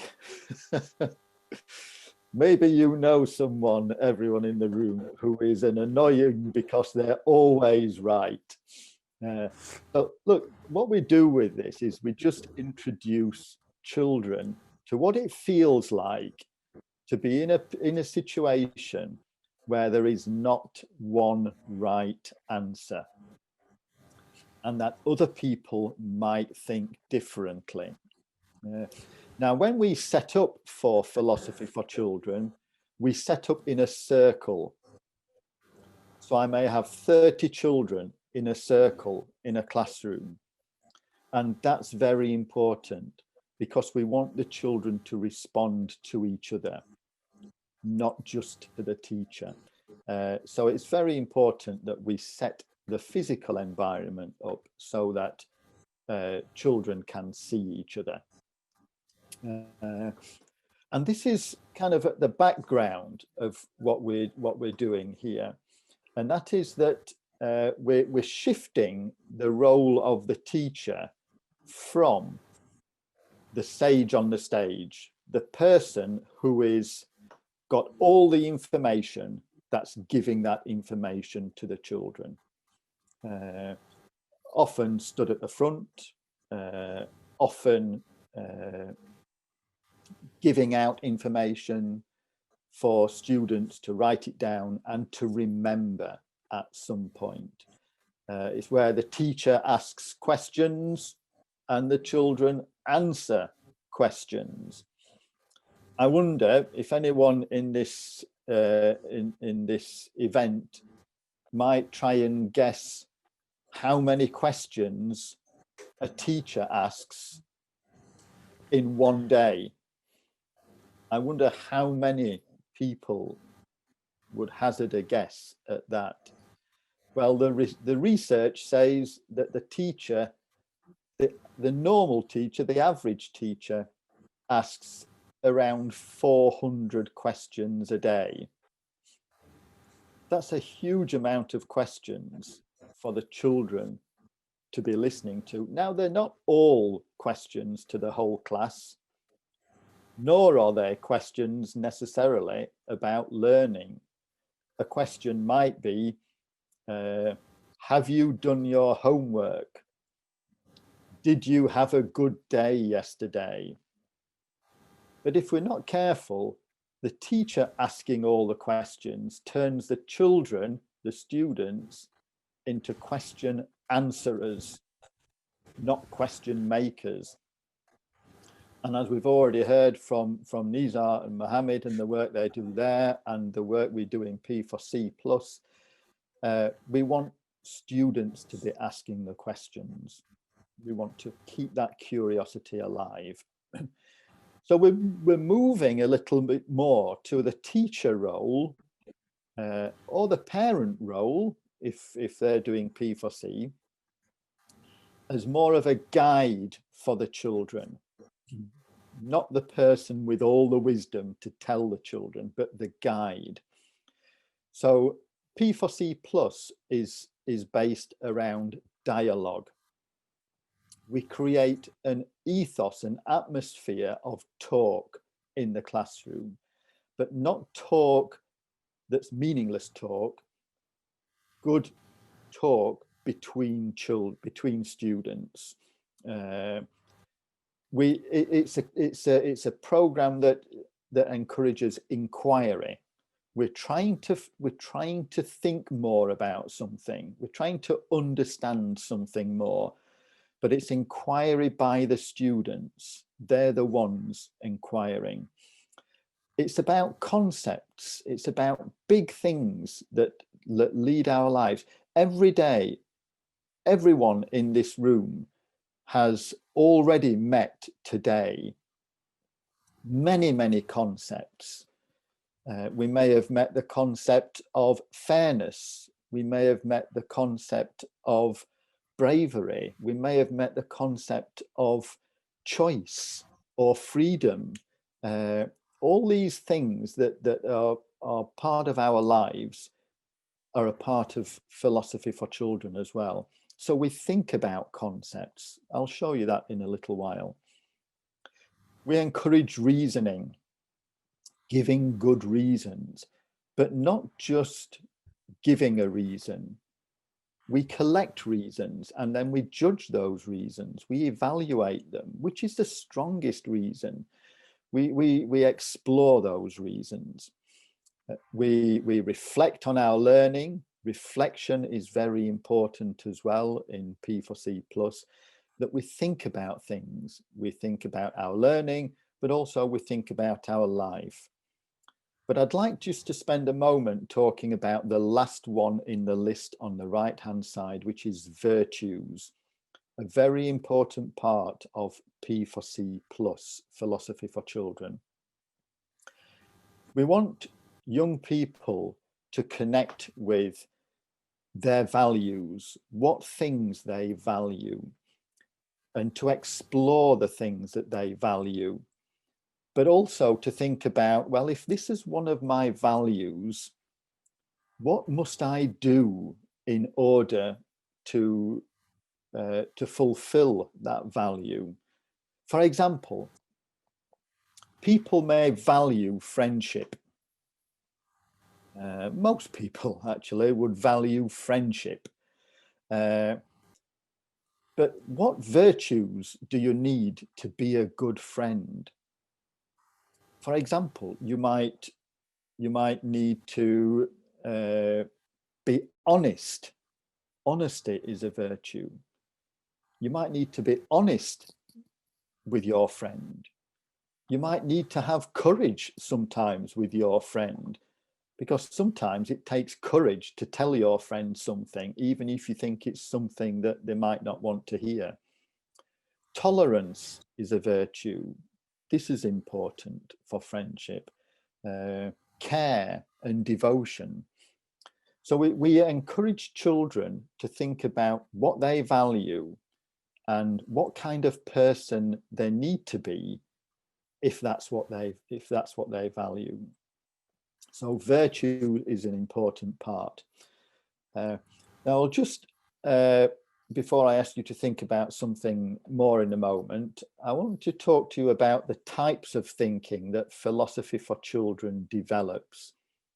Matthew Lipman, the person in the top picture, wanted to develop 3 types of thinking through his program. Critical thinking, which is the examination of meanings of words and facts and personal feelings and views and values, critically thinking about those things. Just as the person who asked a question about turning things into gold, when she said, if I turn something into gold by mistake, can I turn it back?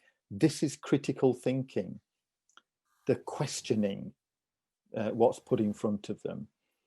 And creative thinking, thinking that makes new connections or imagines new solutions.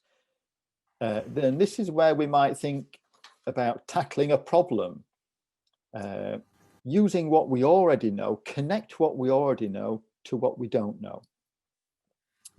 So creative thinking is very important. And finally, for Lipman, Matthew Lipman, is caring thinking.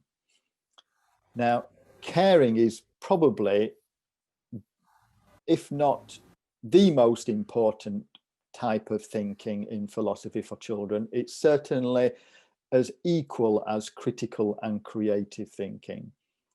And this is not just about being polite and saying, thank you, Nizar, for sitting nicely, or well done, Mohammed, for such a good idea. It's not about just about politeness. It's about caring about finding out, caring about being involved, caring enough to listen to someone, caring enough to respond to someone, whether it be a question or an agreement or a disagreement. So these were the 3 types of thinking that Matthew Lipman proposed that he wants out of his, he wants as a result of his program: critical thinking, creative thinking, and caring thinking. But when Philosophy for Children came into the United Kingdom, collaborative thinking was added, because they felt that this was thinking that's done together. I'm not just going to pick on one person and ask them the answer to something. We think together, we build understanding together. So it's collaborative effort towards better reasoning and mutual understanding. And as Aristotle says, the mark of an educated mind is to be able to entertain a thought, give a thought some time, think about that thought, but don't necessarily accept it. Now, I want you to do a bit of thinking in a moment. We don't just keep this kind of thinking for the teacher to be thinking about.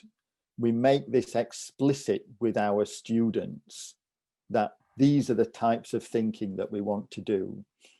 And this is one way that we might do this, and that is to turn critical and creative thinking into language that even young children will understand. So this is what we've done here. And we share these with children, you know, and I'm sure this will be something shared at Showman as well, with your children, with your students.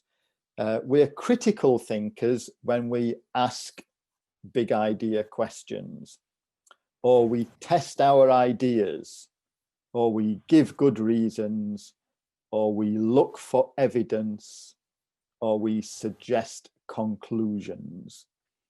So that's partly what critical thinking is about, but it allows students then to think, well, okay, today I'm really going to try hard at giving good reasons. I want to be a good critical thinker.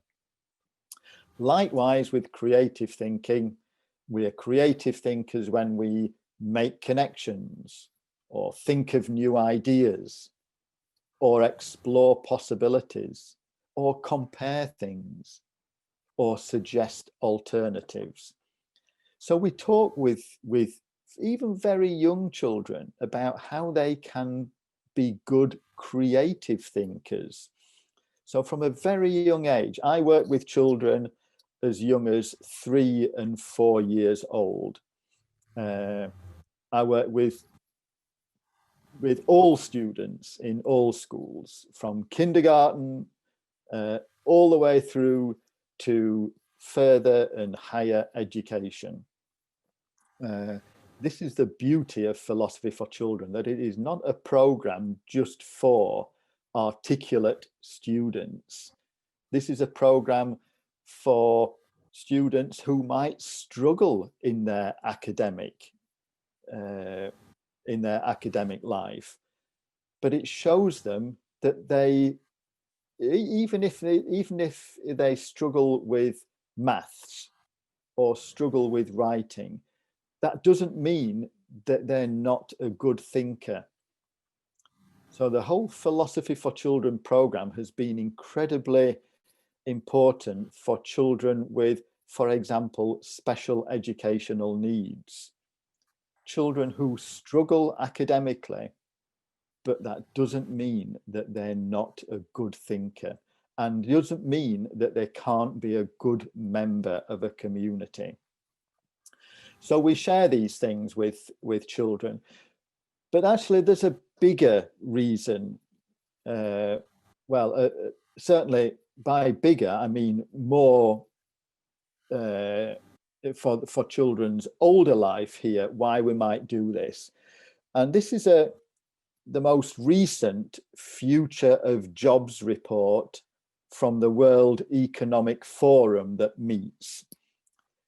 And their top 5 skills for the workplace are analytical thinking and innovation. Can I just translate that as critical thinking and creative thinking? Analyzing something, testing something out, and innovating, thinking of new ideas.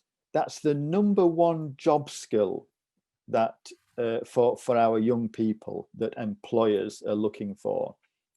The second one, active learning and learning strategies. We talked a little bit earlier about how caring thinking, it's caring about finding out. It's caring about being involved. It's caring about being curious, which is exactly what number 2 is about. Complex problem solving. Critical and creative thinking is about solving problems, asking questions, testing them out, looking for evidence, coming up with ideas, suggesting conclusions.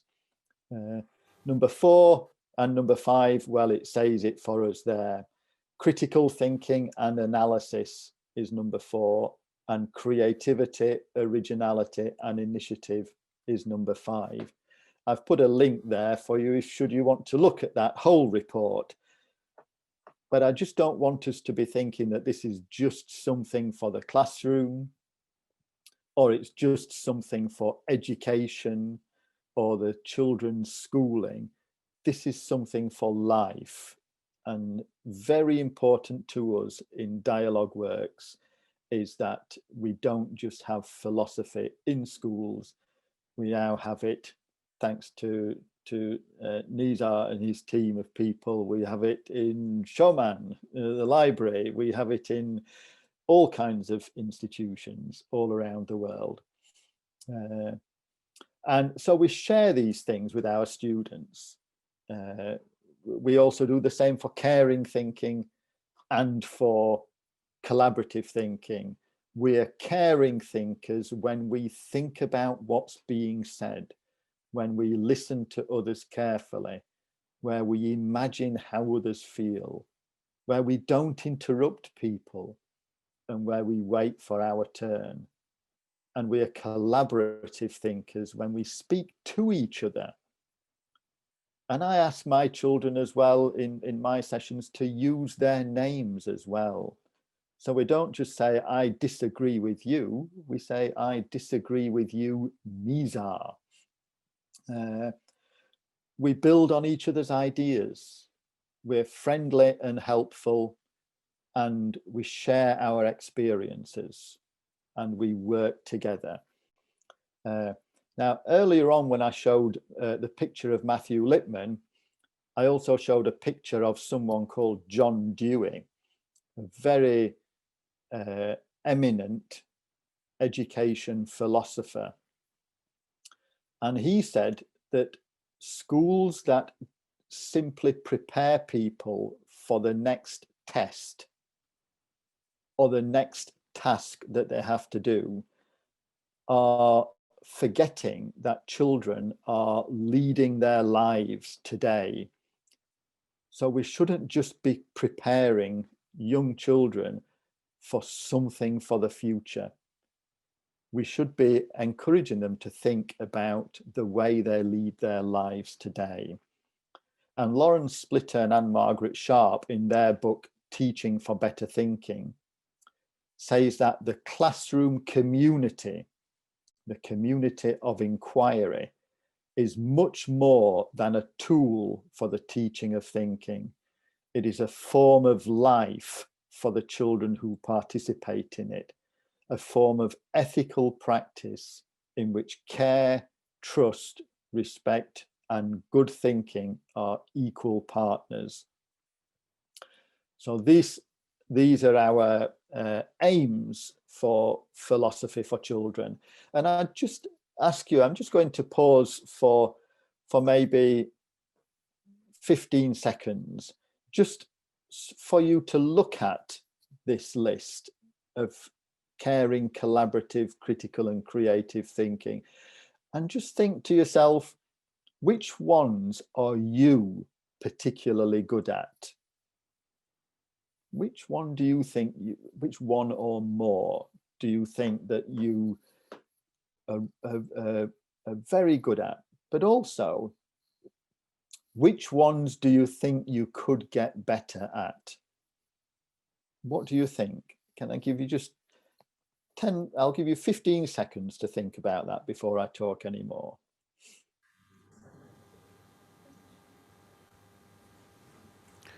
نيك بتقدر تعيد السؤال كمان مرة؟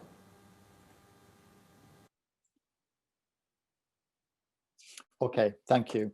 Could you just look at this list of things, just creative, critical, caring, and collaborative, and I'll read the list out for you, actually.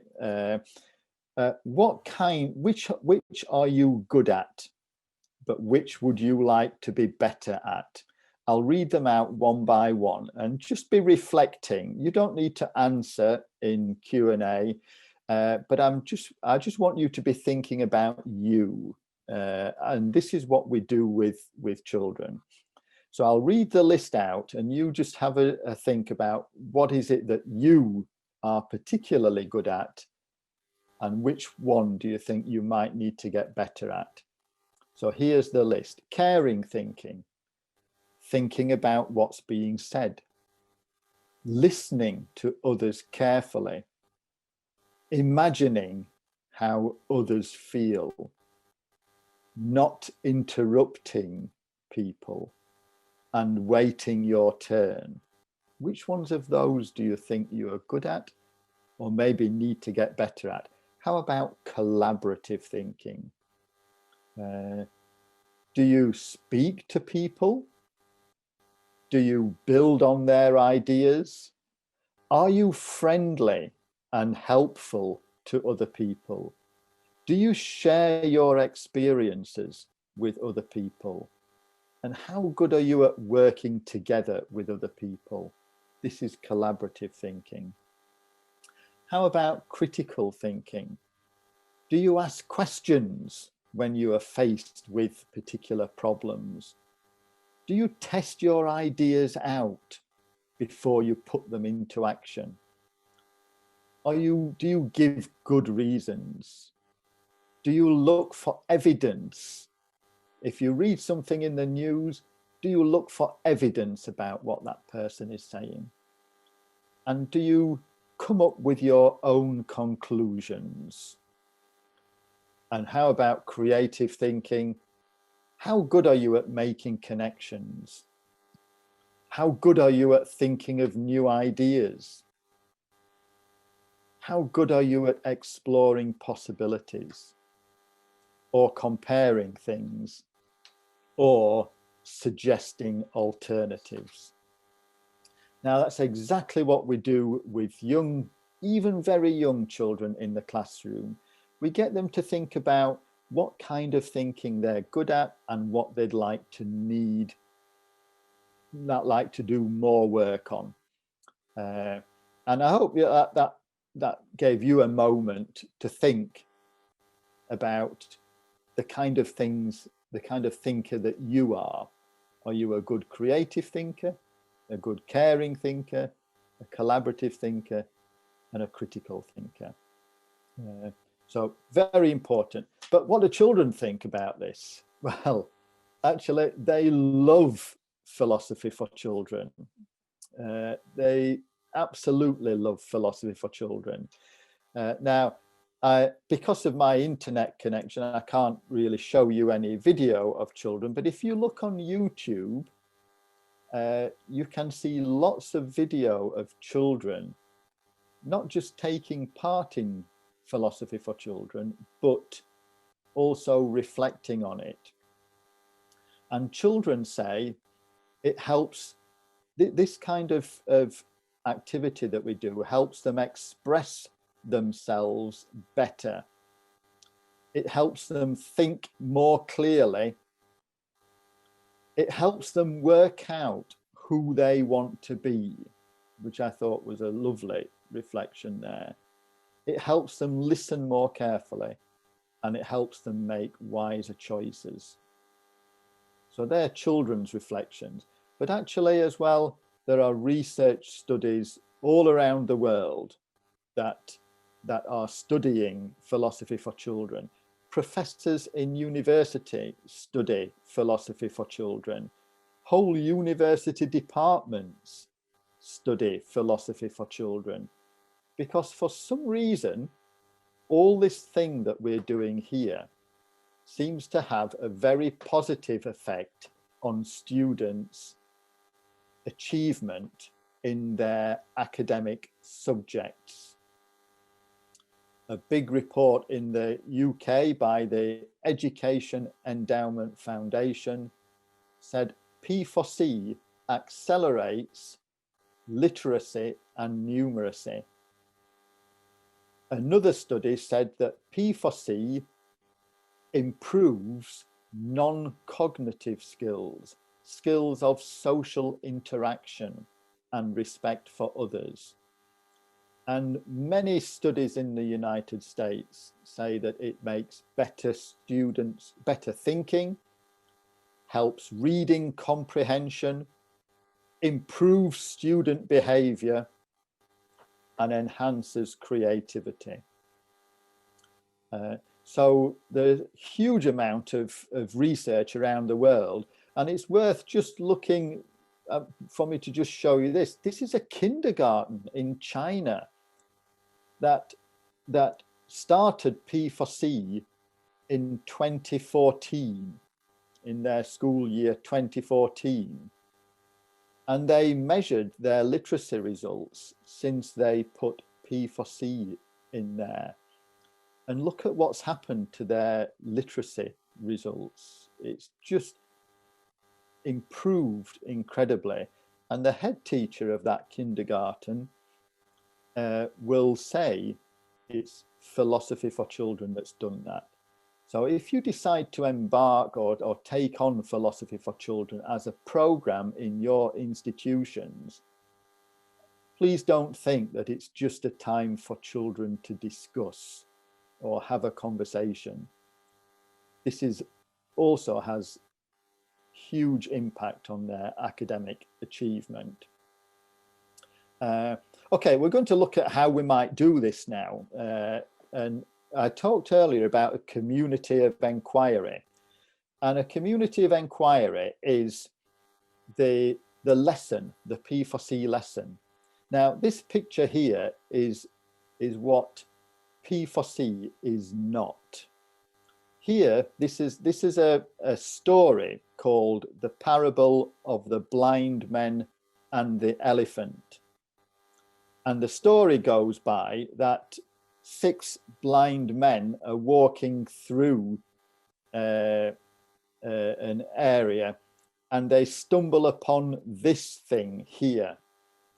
And one of the blind men touches the tusk and says, "Ah, this is a spear."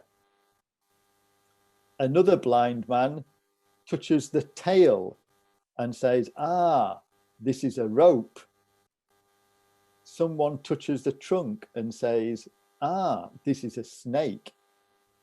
But actually, if they only talked to each other and shared their experiences, this is caring thinking again, they shared their experiences, they would realize that actually this is an elephant. And that's what we want in Philosophy for Children, for people to share their experiences and to make more sense of something. We're here to inquire about something in Philosophy for Children. That's what we do.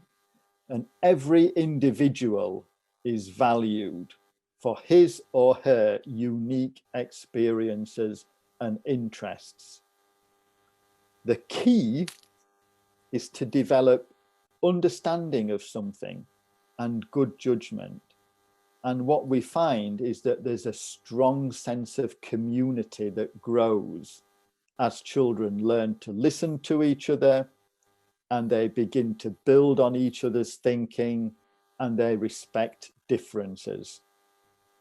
We avoid this, which is typically what happens in a classroom situation, where the teacher is stood at the front and the students are out in front of the teacher, and there's just conversation between the teacher and the student. So the teacher will ask a question and one student responds to the teacher.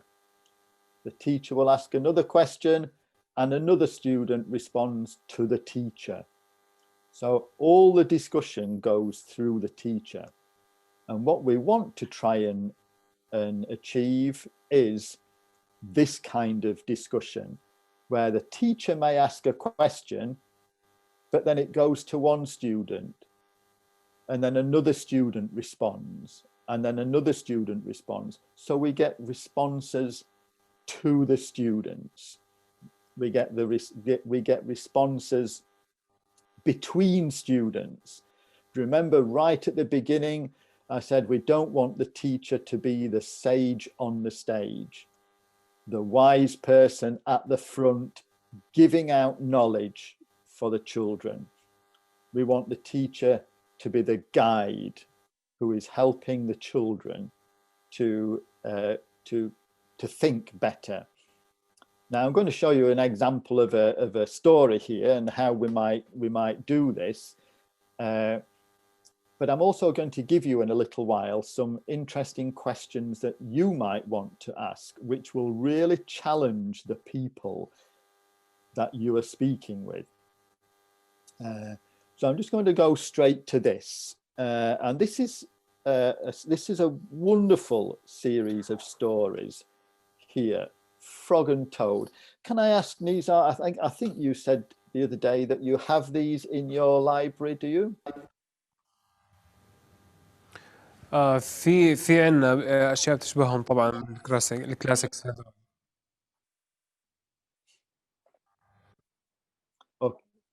Okay, thank you, Nizar.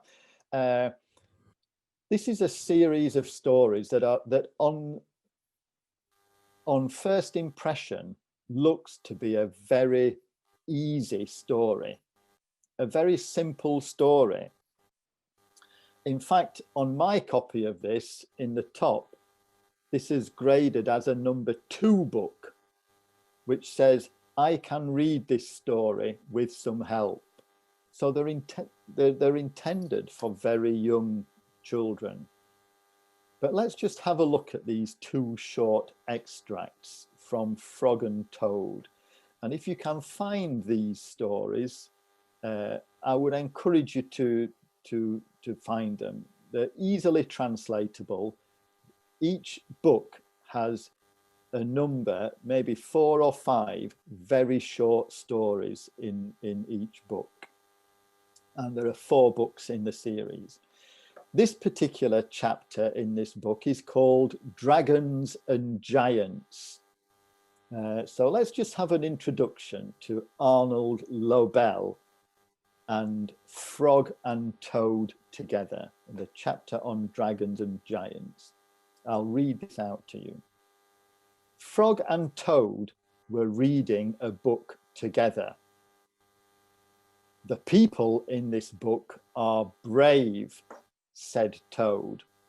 They fight dragons and giants, and they are never afraid. I wonder if we are brave, said Frog. Frog and Toad looked into a mirror. We look brave, said Frog. Yes, but are we? Asked Toad. Let's just pause there for a moment with this story. This is just the beginning of this story. I wonder, I've spoken a few times about big idea questions, and I wonder if we can begin to identify what are the big ideas just in this short extract here. Well, I can tell you one thing that children pick up as one big idea, and that's the concept of brave. They say to me, the big idea about this story, Nick, is brave. So I make a note of that. What other big ideas might be in this short extract here? Nizar, I'm sorry, I'm putting you on the spot here, Nizar. There's only you and I talking here, whereas we might have 30 children's different ideas here. But do you spot anything else in there? Or let's together see if we can spot any other big ideas in this extract. ممكن نتطرق لموضوع الخوف كمان. Fear, there we go. What a wonderful big idea that is. And I'll just make a small point here, which is actually a very, very big point, is that all the children, if we imagine that we have a class now of 7-year-old children, let's just imagine that now. And that class might be in your library, Nizar, it might be in anyone else's library, or it might even be at home. Would those 7-year-old children know about brave? Would they know what the word brave means? And I would say yes, they would, because children are always being told they're brave. They fall over and don't cry, and the parent says, oh, well done, you were very brave then. They go to the dentist, and the dentist says to them in the dentist chair, oh, you've been very brave today. We use this word all the time. And fear, all the 7-year-olds as well would know about the big idea of fear. Or even a different way of saying it, afraid, or even a different way of saying it, frightened. They would know about that. So we have up to now the big idea of brave and the big idea of fear. Do we have any other big ideas in here? Do you spot any, Nizar?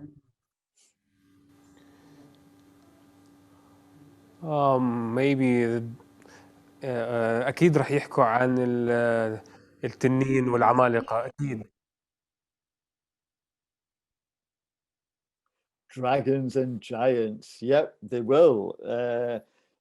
Children know about dragons and they know about giants. And even that now, dragons and giants will mean different things to different people. Some people will see dragons as fun and friendly. Some people will see dragons as fearsome and frightening. Some people will see giants as terrifying. Some people will see them as just big friendly people. If you read Roald Dahl, we have a big friendly giant, the BFG. So we've got dragons and giants, we've got fear, and we've got bravery. So we're already getting the children here, in a sense, to look at critically analyzing this text without realizing it. They're looking in this text for the themes that are within it. The themes might be very explicit, like dragons, giants, brave, or fear. But there are also others in here that children pick out. They pick out fight as a theme, fighting. Fighting means different things to different people again.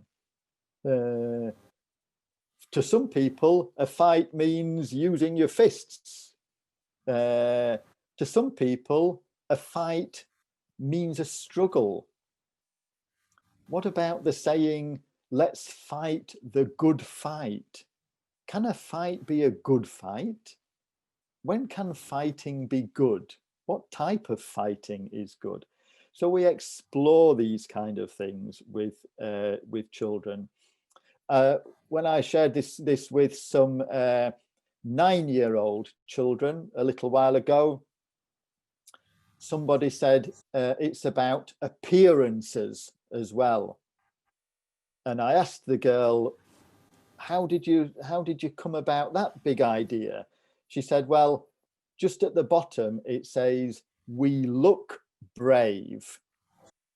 So it's about appearances as well. Can someone look brave? And I said to the children in the class, well, let's just try that, shall we? Can you all stand up and look brave to me? And they all stood up and they put on a kind of soldier kind of look. I'm strong, I'm, the facial expressions. So we've got the concept of appearances here. Now, this is just a simple child story. We don't need some big, complex novel to think about. We can do this with just very simple stories. As we might do, this is just one other extract from it. They came to a dark cave. A big snake came out of the cave. Hello, lunch, said the snake when he saw Frog and Toad. He opened his wide mouth. Frog and Toad jumped away. Toad was shaking. I'm not afraid, he cried. And the little girl who I mentioned from the previous page said, well, that's interesting because you might look one way but feel a different way. What do you mean? I asked her. She said, well, Toad was shaking, so he looked afraid, but inside he says he's not afraid. And we could explore that with the children. I'm going to show you a question that one of the children looking at this story came up with in a moment. But I encourage people, and I encourage you, to maybe keep a record of all the big ideas you end up talking about. We've just had as well appearances that we talked about there, and we talked about looks, the way that people look. And I get children to keep a record of this. What kind of things have you talked about this year or last week? Well, we talked about bravery, or we talked about fear. and they come up with their own questions. And these were questions, this top question was one that came up from this story. The children identified two big ideas of fear and fun. And they put those together to make a question. Can fear be fun? So we're encouraging children to come up with questions by putting concepts together. Someone else recently with some secondary level students put the concepts of fairness and equal together and said, if everything was to be shared equally, would that be fair? Now, our concepts here, we could do exactly the same with this. We could put looks and brave together, and we could say, do you have to look brave to be brave? Or can you be brave even if you don't look brave? So the whole philosophy for children approach here is about trying to encourage children for them to be the ones that ask questions. For example, here, this was Sean, a 6-year-old boy, who, after reading this story, said his question was, can you be brave by not doing something? What do you think, Nizar? What do you think? Can you be brave by not doing something? تذكرت خلال الحجر المنزلي انه كان المطلوب من الناس ما تعمل ولا إشي، وبهذا كان اكبر شيء ممكن يصور الشجاعة. فدغري اول ما قرأت هاي الجملة بالفعل كان هيك الجواب بالنسبة لي. Okay, how interesting. Can I tell you the discussion that took place with this group of children? These were 6 years old. They gave me examples where, yes, Nick, you can be brave by not doing something.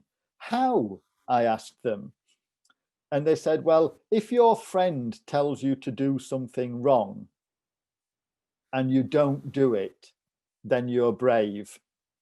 And all the children agreed. They said, yes, that's a good idea. And somebody said, if your friend tells you to break a window with a stone and you walk away, then that's brave. You don't do it, you walk away. And it was at that point that one young girl, a 6-year-old girl, said, well, you can't be not doing something then, because you've just said, when you instead of throwing the stone, you walk away. And she said the brave bit was walking away. So she said, I disagree with everyone now. You can't be brave by not doing something. You have to be doing something to be brave.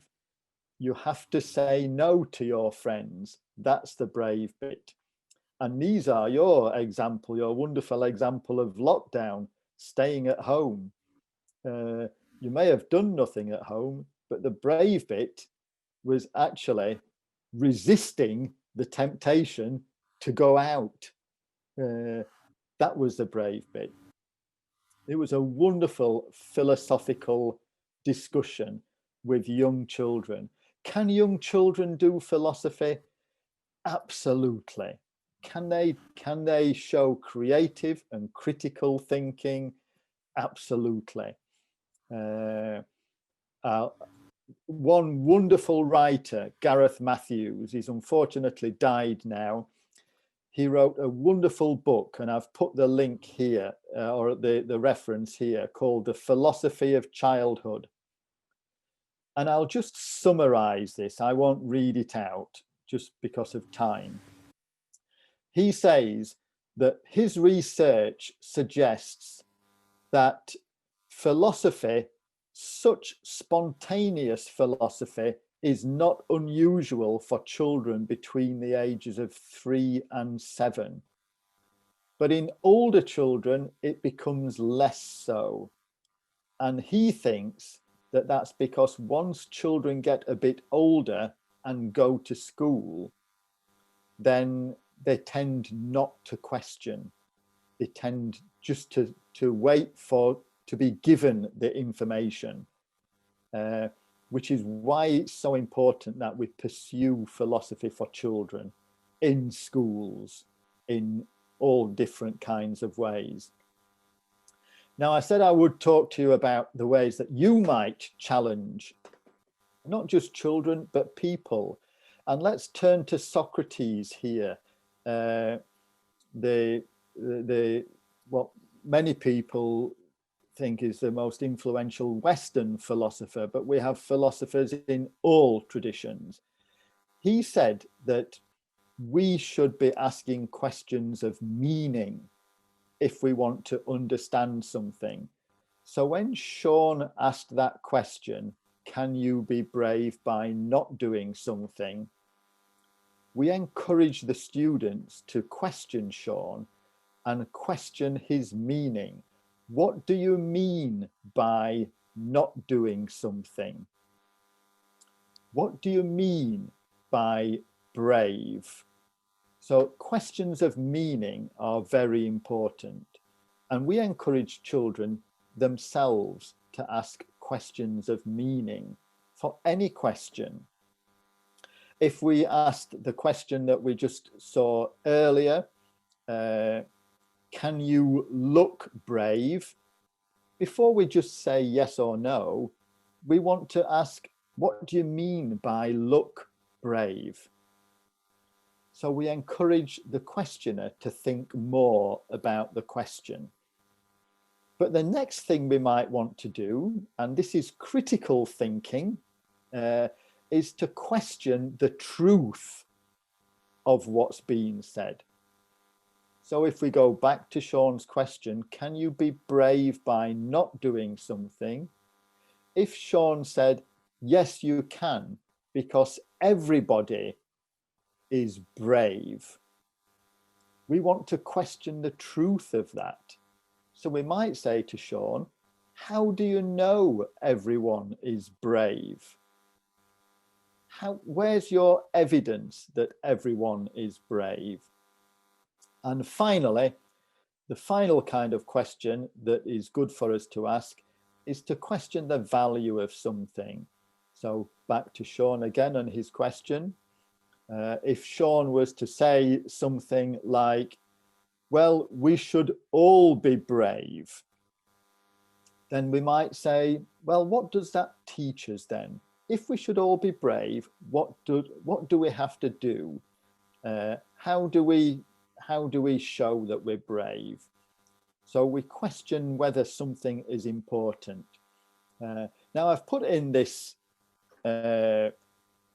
presentation some questions here, which I'm very happy, to be sent out, and they come from this book here, Robert Fisher's Teaching Thinking. These are good questions for the teacher to ask. Can you explain that? What do you mean by that? And a lovely one here I really like. Can you give me an example? You can use that so many times. Questions like that question for reasons and evidence. Why do you think that? What are your reasons? How do you know? But then we might also question alternatives. Nizar might think one thing, and I might say to him, well, what if someone thought differently to you, Nizar? How would that be? What might happen? What would be the consequences of that? Can you put it another way? So this is the role of the teacher in the Philosophy for Children sessions. It's more about asking questions, getting the children to ask questions, and we probe their thinking through our questioning. Alice Rollins wonderful writer from the 19th century said, the test of a good teacher is not how many questions he can ask his pupils that they will answer readily or quickly or easily, but how many questions the teacher inspires his children to ask, which the teacher finds it hard to answer. And I feel very privileged in the life I lead now to have this experience many thousands of times when children have asked me questions that makes me scratch my head, that makes me really, really think about things. And that is, I think, when we are doing a good job in education, where our children are not just passive, wanting you to tell them whether it will be in the test and only wanting to pass the test, but children who question and question each other. One little girl, a 9-year-old girl, I asked her why she liked doing philosophy for children. And she said, well, when I'm older, I won't have time to think. I'll be too busy. So it's important I do all my thinking now. And I said to her, well, how old will you be when you stop thinking then? And she said, 15 years old. So she has to do all her thinking now when she's young. And I thought I'd just show you this, just as we're going to start to wind up a little bit, because I know we have a time schedule to keep to. But this was كمان في أسئلة بنحب لو تخصص لها شوية وقت حتى نقدر نجاوب عليها. Okay, we'll do that. I'm going to finish on this now here. These were some young children, some 8-year-old children, who came up with a question. Is a dream the same as a wish? And they said, well, no, because wishes are small and dreams are big. And that made them wonder, can a wish be as big as a dream? These are questions exactly as I've just asked, which is scratching my head. Questions that I take away and think about myself. So I'm going to finish there, Nizar, and I'll just let's have a bit of time, however time you want for any questions that people might have. And I'm very happy to, so if after this session, if there are any questions still to be asked, then just let me know. في سؤال هلا من أيوب. شو العمر المناسب حتى نبدأ فيه الفلسفة مع الأطفال؟ People usually start P4C around 3 years old. But 2 years old, people could do P4C with. You can share stories, but usually 3 years old is where people formally in schools start P4C. في سؤال من وردة بيحكي ممكن ناخذ أمثلة كيف يتم تطبيق ذلك في المكتبات المدرسية تحديدا.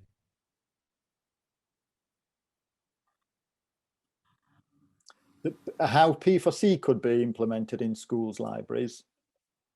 Well, what I would do, I mean, we look to Showman for this, and Nizar and his team, how they'll be implementing this.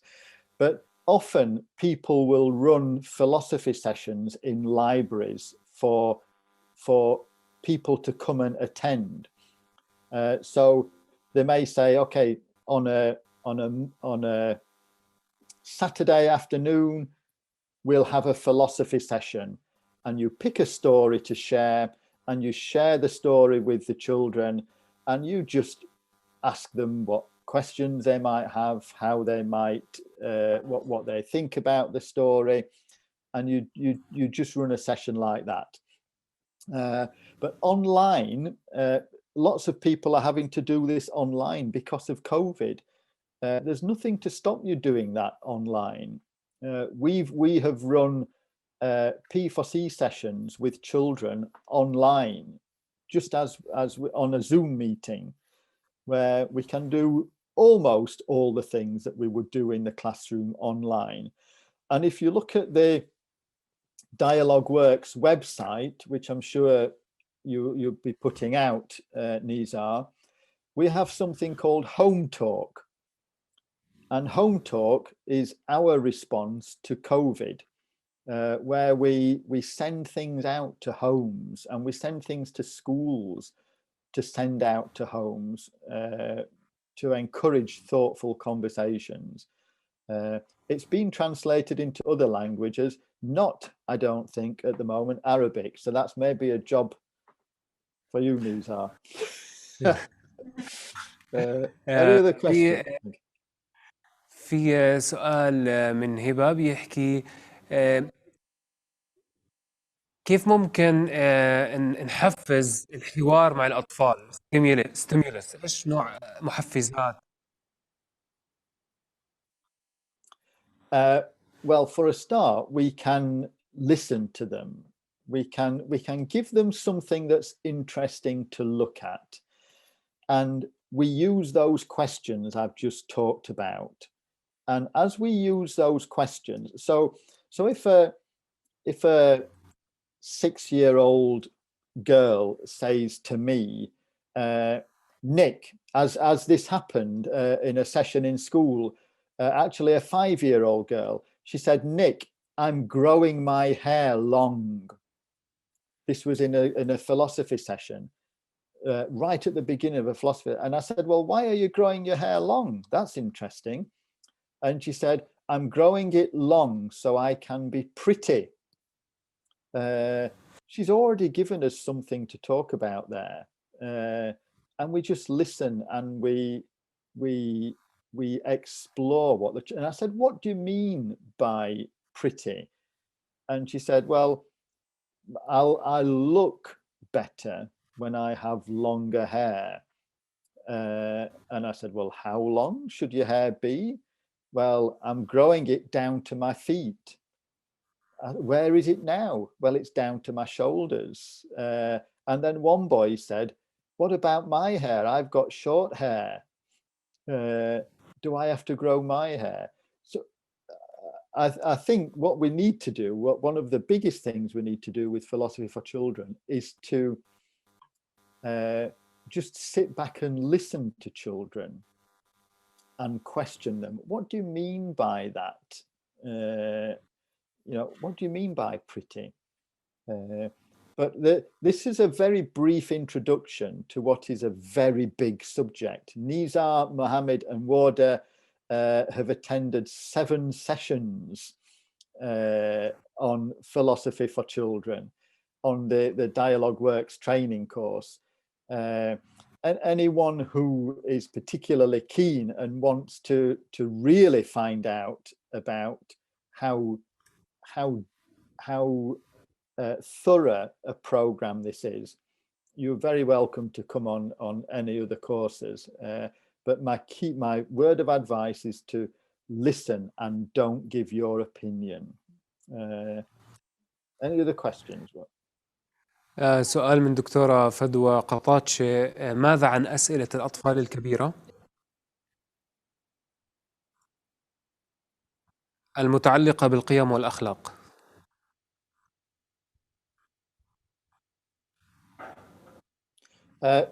Can you just repeat in English for me the question again?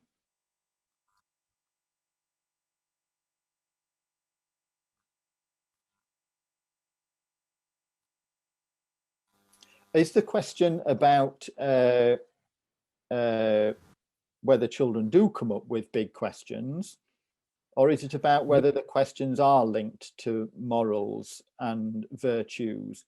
We might not get a chance for clarification of that, but I would say that the questions that children come up with are often linked to their beliefs, their morals, their values, but particularly the lives that they lead. Children won't, as we saw in that short story extract, children won't tell me what the themes are in that story unless they are themes that they already are aware of. And in philosophical inquiry, we talk about big ideas, themes, concepts that the children already have some experience of. And even young children, 3 years old, will have experience of anger, of friendship, of bravery, of family. They'll have these experiences, and we can encourage the children to share their experiences. And by doing that, they examine their own beliefs. As they listen to the beliefs of others and the ideas of others, they then start to think about their own ideas and their beliefs. So children often go away thinking a little bit more about things that are important to them. But I'd be happy to continue that discussion at some point with anyone. Yeah. Any more questions? We'll take one more question. Ruba is asking, how do you engage students in problem solving through critical thinking? To be specific. Okay, well, first of all, we talk to them about critical thinking. This was a point I made earlier about sharing with children what critical thinking is.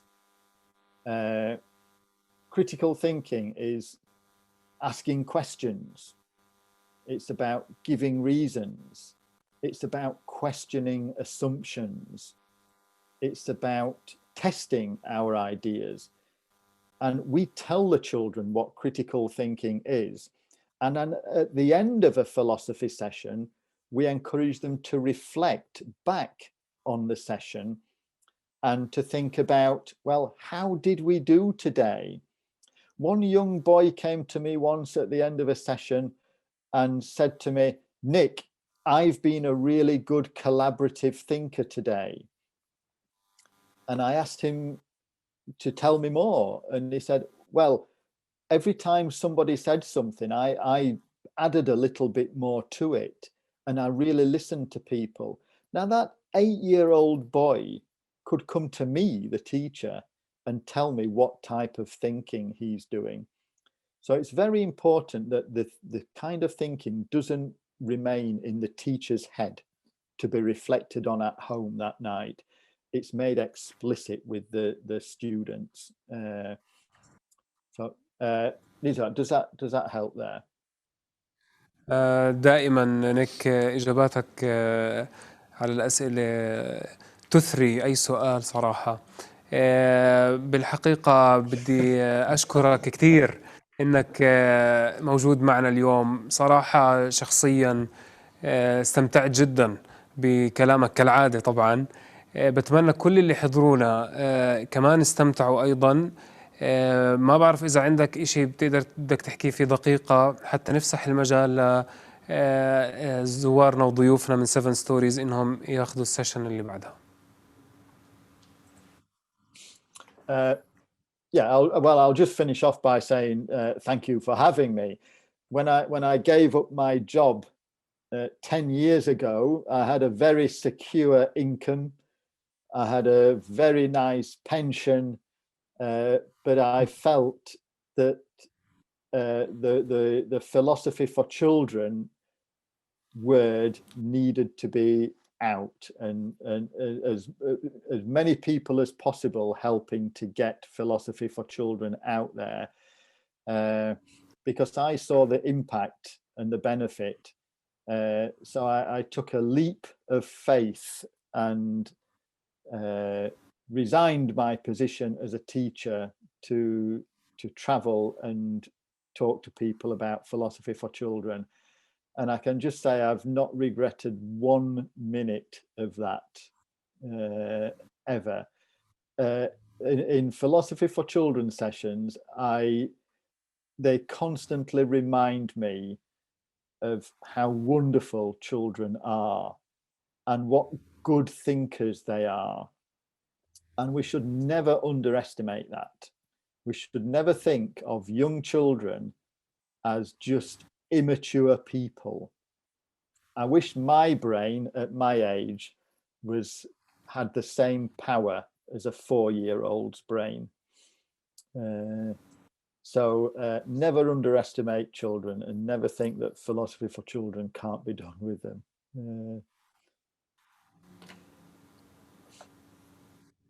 شكرا نيك، شكرا جزيلا على هاي اللفتة اللطيفة منك. شاركتنا شيء شخصي في نهاية حوارك. بترك المجال لمحمد إذا عنده أي أسئلة أو يرحب في ضيوفنا التاليين. أنا بشكرك نيك، دائما بتتركنا مع أسئلة مش بس للأطفال، حتى لإلنا بنكون عم نفكر فيها طول الوقت، وبتخلينا نعيد التفكير بكتير أمور بحياتنا. شكرا إنك كنت معنا نيك اليوم، وأنا متحمس أرجع أشوفك بفلسفة الأطفال اللي بناخدها كل أسبوع خلال الأسبوع هذا إن شاء الله. خلال السنة الماضية زميلتنا رؤى كانت برحلة لحتى Thank you, Nick. خلال السنة الماضية كانت زميلتنا رؤى برحلة لحتى تستكشف إيش عم تعمل المكتبات حول العالم وتحديداً ببريطانيا. ولهاي اللحظة بتذكر لما رجعت تحكي لنا عن مكتبة زارتها وكانت كتير متأثرة فيها، وهي مكتبة 7 Stories أو المركز الوطني لكتب الأطفال اللي موجود ببريطانيا. اليوم إحنا محظوظين إن معانا 2 من فريق 7 Stories، معانا سارة كوتن وجون بيتاي. سارة هي مسؤولة البرامج الإبداعية في مكتبة 7 Stories، وعملت بمجال المتاحف أكثر من 20 عام، وحالياً أحد البرامج اللي بتشتغل عليها هي وجون هو قصص من أجل الحياة، وهو برنامج بيستخدم كتب الأطفال لدعم التطوير العاطفي والاجتماعي للأطفال المحرومين. خلال هاي السنة قام البرنامج بدعم العائلات المتضررة من جائحة كورونا، وحاز على جائزة من جمعية المتاحف المرموقة.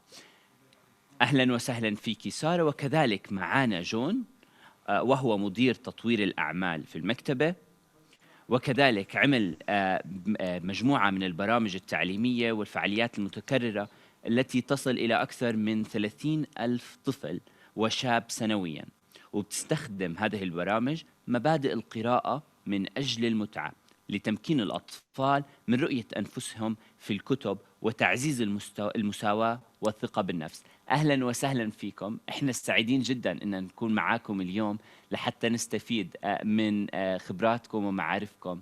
فترة كورونا كانت صعبة على الجميع، ولكن أنتم استغلتوها لحتى تقدموا برنامج مميز. أهلاً وسهلاً فيكم، وعم نسمع وبحب أذكر الناس إنهم بيقدروا يسألوا سارة وجون على خانة الأسئلة اللي موجودة على زوم. أهلاً وسهلاً سارة، أهلاً وسهلاً جون.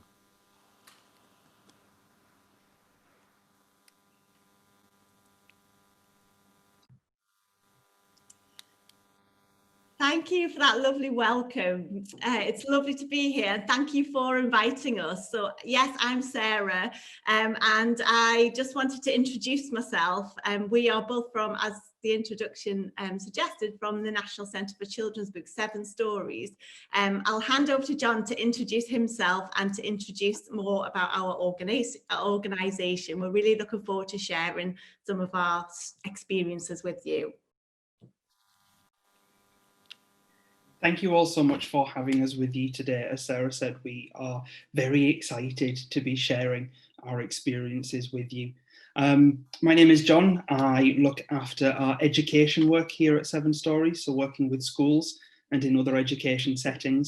And I also look after some of our event activities, so working with partners at festivals, etc. What I'd like to do first of all today is take you through a kind of quick history of 7 Stories. So who we are, where we came from, and how we have ended up here today. 7 Stories actually started as an organisation back in the 1990s. So 2 women who were friends at the time were sat one evening discussing the fact that they thought it was a terrible shame that treasures of children's literature, manuscripts, notes, original illustrations were being snapped up into private collections and weren't available for children and for families to see. And they became frustrated enough by the fact that this wasn't happening that they decided to take control and to start an organisation that would collect these incredible pieces of British children's literature history and make them available for the public to see and to share and to be inspired by. So they each put £10 into a bank account in the early 1990s, and from that grew what we now know to be a national museum. They started by leveraging their networks. One worked in a local bookstore and had close links with authors and illustrators, and reached out to many of them to say, we think this is a great idea. Is it? It might not be, we might be bonkers, but we think that this is something that would work. And letters of support started to come back from authors and illustrators and publishers. And authors and illustrators actually started donating their sketchbooks and their notebooks and their original materials quite early on, when we didn't have a museum, we didn't have a building. So both of our founders, Elizabeth Hamill and Mary Briggs, actually kept these incredible pieces of children's literature in their homes, in kitchen cupboards, tucked safely under beds, in spare rooms, until we were able to open our museum, which you see in front of you, in 2005. So our museum is based in Newcastle upon Tyne, here in England, in the northeast. We're actually just outside of the city centre in an area called the Ousbourne Valley. The front of our building, which is an old Victorian mill, has been changed ever so slightly so that it's more suitable for use. But the back of our building gives you a better idea of the scale of our endeavour. So this is 7 Stories, and as you might expect, we actually have 7 floors within the building. So we have our studio and our cafe working up to our bookshop, one of the largest independent children's bookshops in the United Kingdom. We have 2 gallery spaces, 3 in fact, I keep forgetting a third that we've converted. And then we have our attic, which is a huge open space for storytelling and story sharing. The name of the organisation doesn't actually stem from the fact that we have 7 floors, 7 stories, but from the idea that there are only 7 types of story in the whole world, and that each tale that we hear, each tale that we tell is a variation on one of those 7 stories. I'll come back to that a little bit later, because as an organisation, we started to really dig into that to understand a little bit more. So our exhibitions are designed for children. They are designed to be fun. They are designed to be interactive and engaging. You can see that this young boy is actually sniffing, smelling one of our displays. We make sure that there are sensory elements in our exhibitions because children want to engage. They don't want to simply sit and look at a picture of somebody else's scribble and writing on a wall. They don't find that as interesting as we do. So we make sure that they're engaging. You can see in the foreground there is a magnifying glass that we provide for children to inspect the original materials that are showcased in these exhibition panels. We provide scents, as I say. The one that this young gentleman is smelling is fresh cotton, fresh linen. So it's quite a lovely smell. There is one panel is all about farm and farm life. And the smell that comes from that is quite realistic, to the point where we may have turned that off once or twice just to spare our guests the smell of fresh farm as soon as they walk in to an exhibition. Our exhibitions showcase national talent. This is David Almond, an incredibly well-known children's author here in Britain. He has won international awards, including the Hans Christian Andersen Award, and we are very, very proud to be the custodians of David's archive. So we have all of his original scribbles, all of his manuscripts in our collection. And here you can see an exhibition aimed for older children, slightly different to the one that we've just seen, that focuses very much on authorial process and the frustrations that come with writing. We work very hard to ensure that children and young people understand that a final, beautiful, finished book is the end product, that it does not start like that. Actually, authors spend a long time understanding their characters, building their worlds, becoming frustrated, possibly a little lost with a storyline, and that the book that they see in the end, this perfect version, is actually something born from a lot of hard work. We run events in our visitor centre. Here you can see a creative activity taking place up in our attic, and these are ways for us to engage children and families with books beyond having our exhibition. So we like to bring books to life as much as possible. We share story times, we run workshops, and we run creative events. As I've already alluded to, the heart of what we do is our collection. Our collection is now huge. We have over 2 million individual artifacts in our collection from British children's literature, and our collection remit is from the 1930s through to modern day, though we do have some items from the 1800s in our collection. Putting the collection at the core of our work allows us to share that real love and passion for story and for words with children and with families. We have collection items from some big names. We have the largest accessible collection of Enid Blyton's work, certainly in the UK. We have one of her original typewriters, which is incredibly cool and a little bit daunting to sit in front of. We have work by Michael Morpurgo, David Almond, as I've already mentioned, along with many, many others. I would encourage you, if you get a chance, to have a look at our website on our collections tab to see if there are any works or any pieces that you are interested in. But the magic really happens when we bring these original pieces out and let children and young people explore them, touch them, get to feel them. These are pieces of paper that someone wrote on. They should be picked up, they should be read, and they should be explored. The collection as a basis for our work is something that we will touch on a few times throughout this presentation. I think I'm going to stop there because I'm about to start talking about other things that I'll chat to you about a little bit later. I'll hand you back over to Sarah to talk to you a little more. Yeah.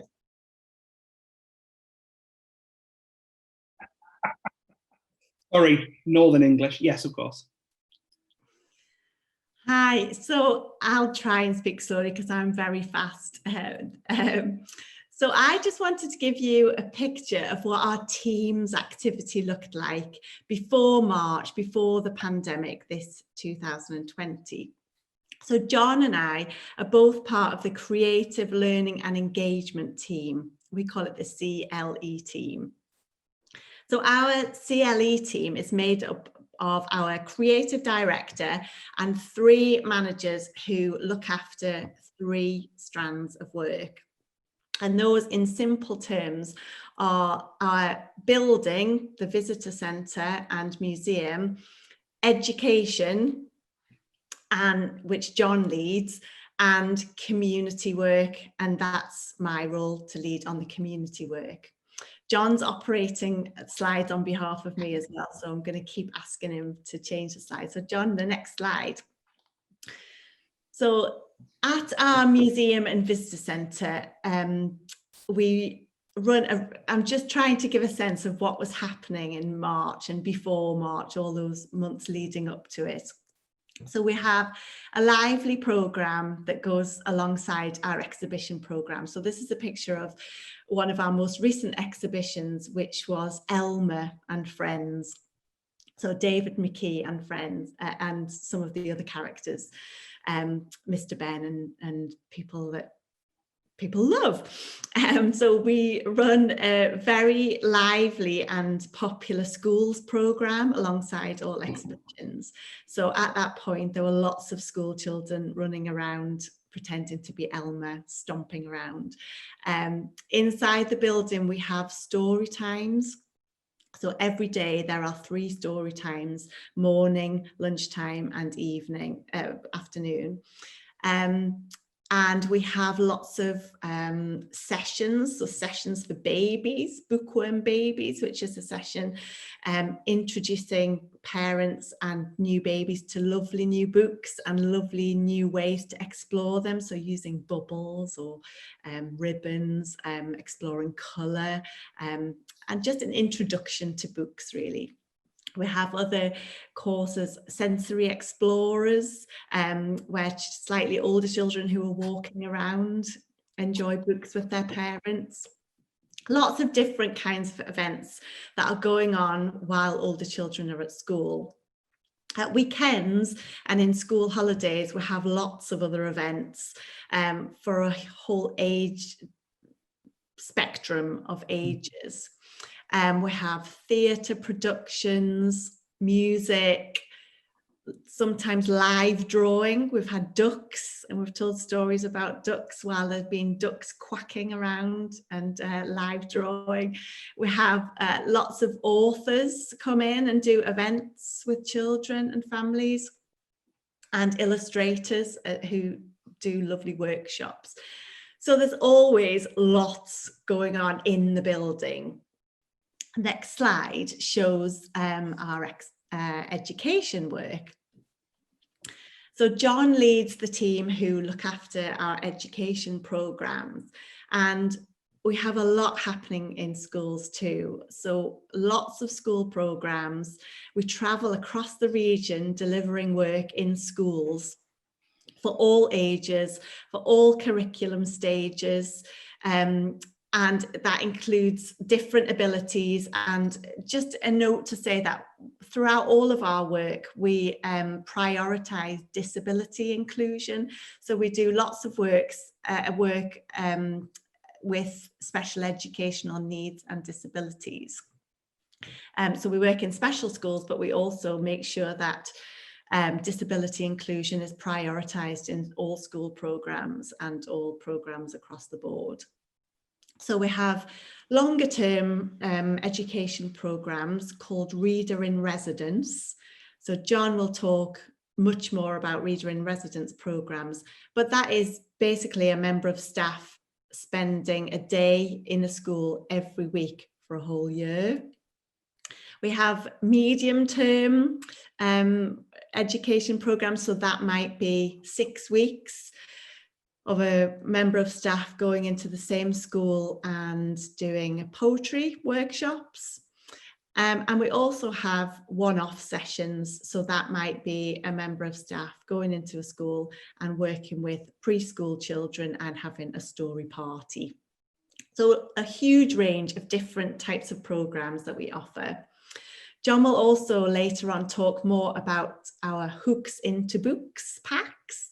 And that is basically a selection of newly published books that schools buy from us, and we give them lots of material to go with the books to be able to explore the books in more detail. So lots of that happening. We have Authors into Schools programme.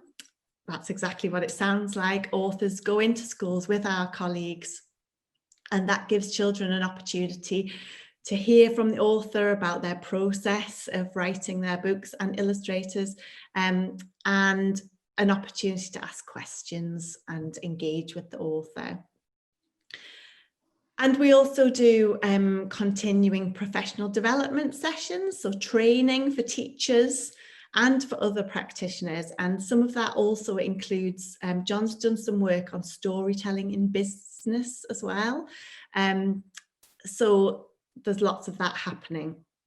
And also, just giving a flavour of what was happening in March, in the UK we have World Book Day, and in schools, most schools, children dress up as a well-known book character. And so that's a really busy time of year for us, because lots of schools want us to go in and do something special for World Book Day. So as the pandemic was approaching, we had no idea what was in store. We were all furiously delivering all of this work. My next slide shows a group of young dads. The third strand of work in the CLE team is my role is looking after and developing work in the community, so outside of the building in community settings. So I've just been at Seven Stories for just a couple of years, 2 years, and this role was a new role. So it was developed to grow our work outside in community settings with a focus on our neighbourhood, so the area immediately next to Seven Stories in the east of Newcastle.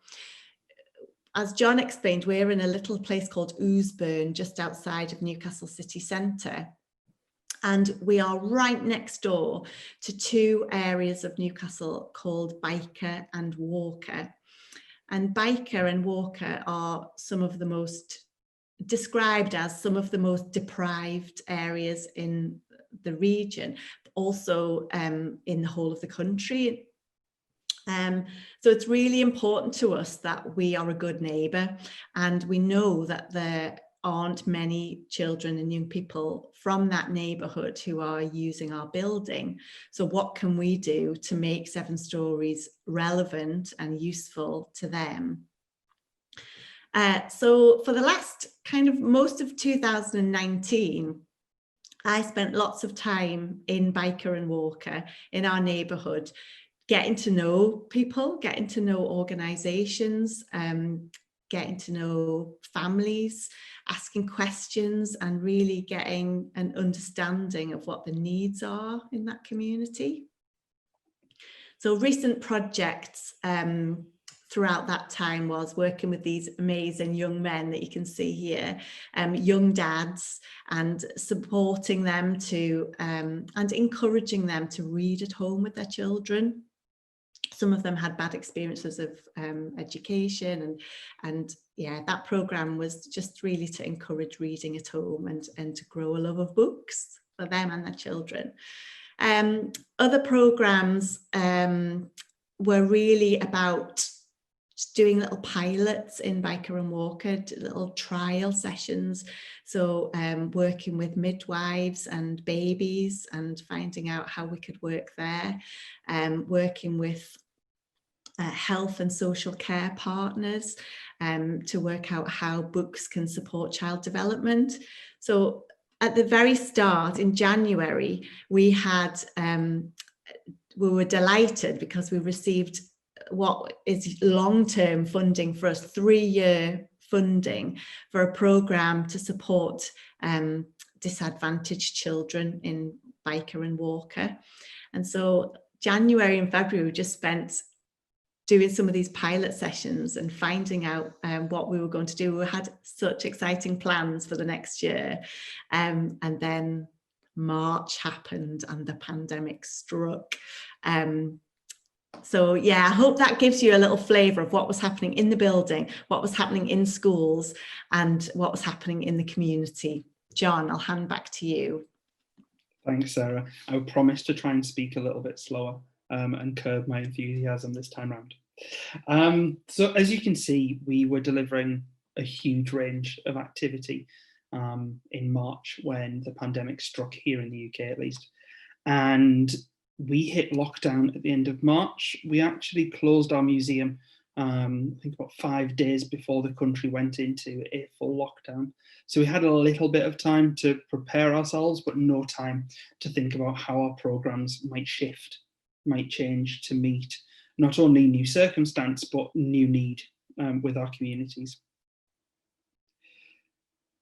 Quite quickly, the UK government announced a furlough scheme where they would finance a significant amount of staff wages, and the organisation decided that the best way forward was to furlough 90% of our staff.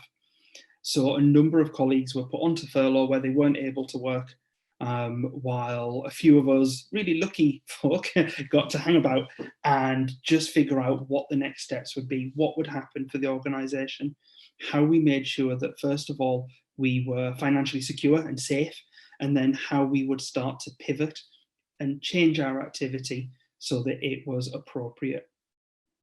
we quite quickly realised that doing that alone wasn't going to work for us, and that trying to forge a path just as 7 Stories would have been foolish. So we started to look to partners, particularly in the publishing industry, who were also looking for ways to move forward. I'm going to talk through some of the challenges that we faced in that first couple of months, not so much about the pandemic and the impact on the business, because I think everybody understands certainly their own version of what this has been like, but more around actually the challenges that we faced in changing our programs and approaching new ways of working. The obvious initial response for us was digital, was to use our website, to use our social media channels to speak to audiences. What was tricky for us were permissions, publisher permissions, and challenges around intellectual property. Publishers were quick to say that permissions to read stories out loud live had been opened up and were available to people, but we wanted to record them because we never like to do things the simplest way. We wanted to be able to provide videos that families could use when they wanted them, when they could access them, rather than dictating a set time or a set date. So we started working with Anderson Press, a publisher here in the UK. We have a very good relationship with a number of publishers, but Anderson were the kind of obvious choice for us because they were quick to respond, and we knew that we could work with them to put something together that would provide at least 10 minutes of fun and apparent normality to children and to families. And we started by putting together online story times. So every week we had an author reading their book, shared through our social media page as a live event. We set it as 10 o'clock every Friday morning so that we were able to provide routine and provide a set schedule for people. And we started with a book by Tony Ross, whose collection, whose archive we have recently acquired. And the book, wonderfully, is I Don't Want to Wash My Hands, about a young princess who is furious that she is being made to constantly clean her hands after she does everything. It's a lovely story. It resonated perfectly with where we were in March and April and trying to help children to understand something that we as adults were struggling to fully understand. These story times were also joined with creative activities for families to do together. As part of our initial lockdown here in the UK, schools closed and children were at home, and parents were having to find a way to not only work from home if they were able to, but to school and educate their children at the same time.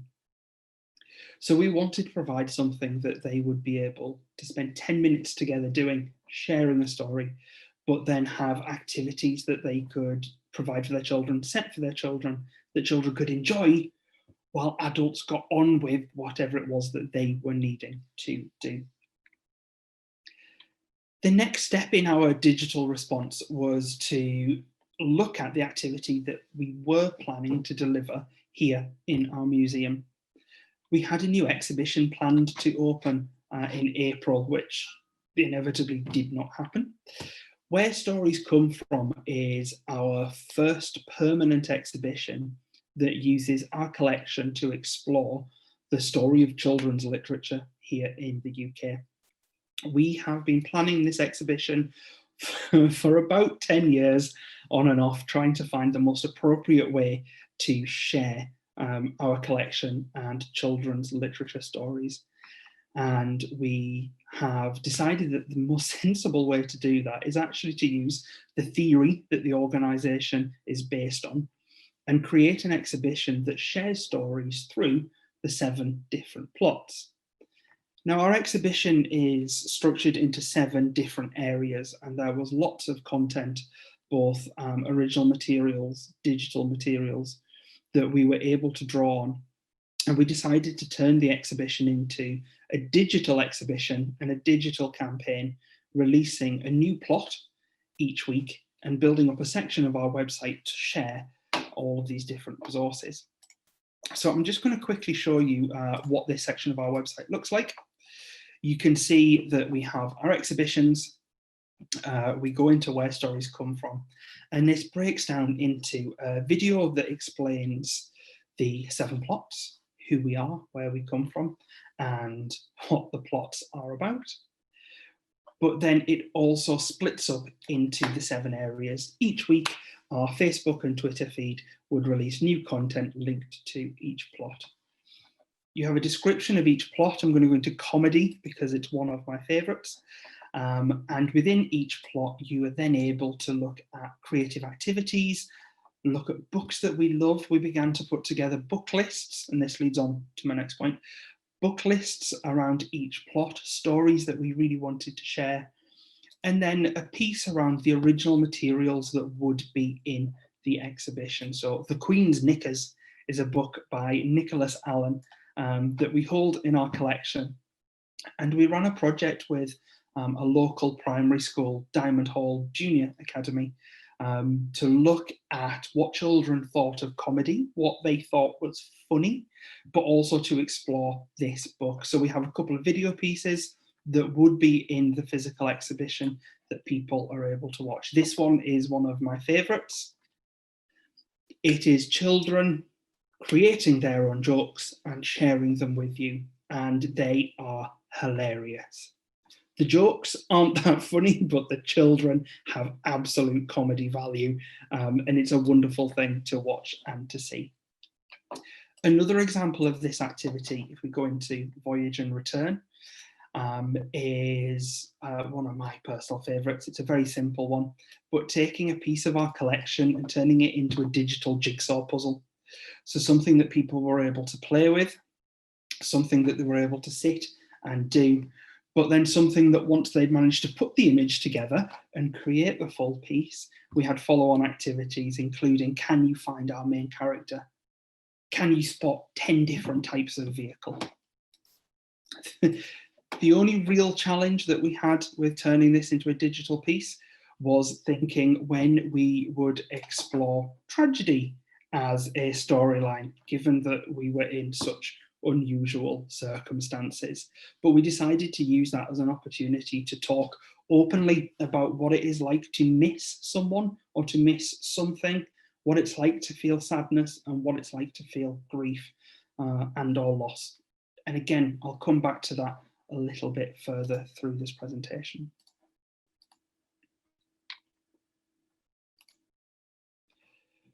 From the book lists that we put together for Where Stories Come From, it became really clear that people were looking for content, looking for recommendations around great books to read. And what better place to provide some of that information than here at 7 Stories. So we began to pull together some recommended read lists responding to what was happening in the world. These are 2 lists that we put together. One, Black Stories Matter, as a response to the Black Lives Matter movement, and another, Reading with Pride, celebrating queer lives and queer families. We had a huge response to these recommended read lists. I think we underestimated how much people really wanted to have a recommendation from a reliable source. We know that recommending books is fundamental to what we do, but the response to these was phenomenal. Each of these lists has 60 books in, and that's 10 books per age category, including non-fiction.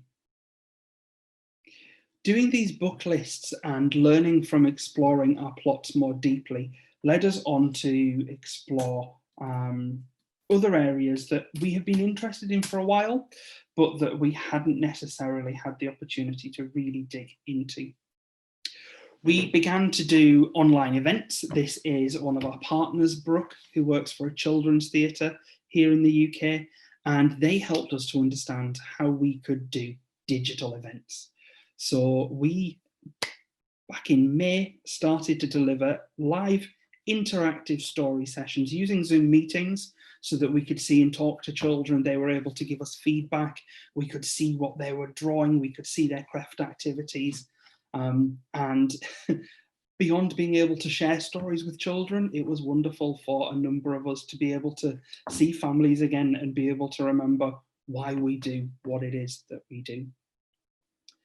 Once Upon a Brooks Company and Little Supernovas, a company of her friends, were instrumental in helping us to understand how we moved forward with digital events into a digital space. Since lockdown began, we have delivered over 100, my days, over 100 digital events now for children and families, including events with authors and illustrators. It's one of the areas that we have been able to really push forward in and see not only impact and gorgeous family events, but actually generate commercial income for the organisation as well to ensure that we are sustainable. Another event that we put together, drawing from our experiences, was with Wendy Madore, who is a professor of literature here in the UK and also a children's author. Wendy writes gorgeous books all about childhood experiences and what it can be like to misunderstand the world or to not be able to fully grasp it. Her books do a wonderful job of showing how we adults often don't understand the world, but that children certainly know much more than we do and are able to ask much better questions. Probably harking back to some of that information that you've been hearing about philosophy for children and being able to provide children the space to really inquire and to dig into. So we worked with Wendy to put together a digital event for adults, for interested adults and professionals around grief and loss. Wendy's experience is very much about sharing books with children to improve their well-being and to help them understand difficult situations. So we had 50 adults join us from a range of sectors. We had teachers, librarians, storytellers. We had colleagues from the health sector, doctors. We had colleagues in community organisations who were working with families around bereavement and loss for an event that lasted around about an hour, with Wendy sharing her experiences of how to have tricky conversations with children. And from this, we built a book pack, because we learned that that is what our audiences are wanting, of 7 books that focus on grief and loss for children. We were very lucky to get funding to share 10 of these book packs with schools and community settings in our local area. And we just received some gorgeous feedback that I would like to share with you. So one of the books is If All the World Were, by Joseph Coelho, which is a beautiful, beautiful story about a child exploring ways that they can keep people with them.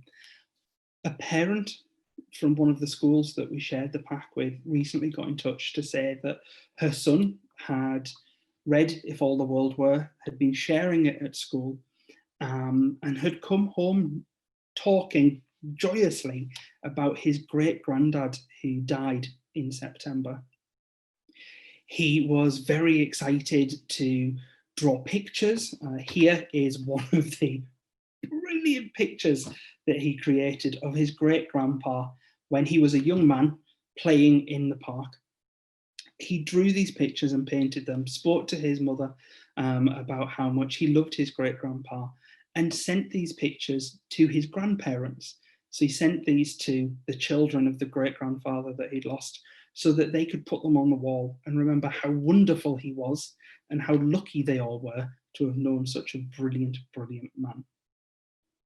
Sparking those conversations is why we are here, helping children to explore the things that they love and that they may be sad to miss is absolutely part of what we do at 7 Stories. So a bit of an unexpected outcome there for us, but we started to see that working digitally and remotely and not being able to see children wasn't a barrier to us achieving our intended goals and outcomes of children being able to explore their world. I'm going to hand you back to Sarah now to talk to you about the community programmes and how we ran those. Thanks, John.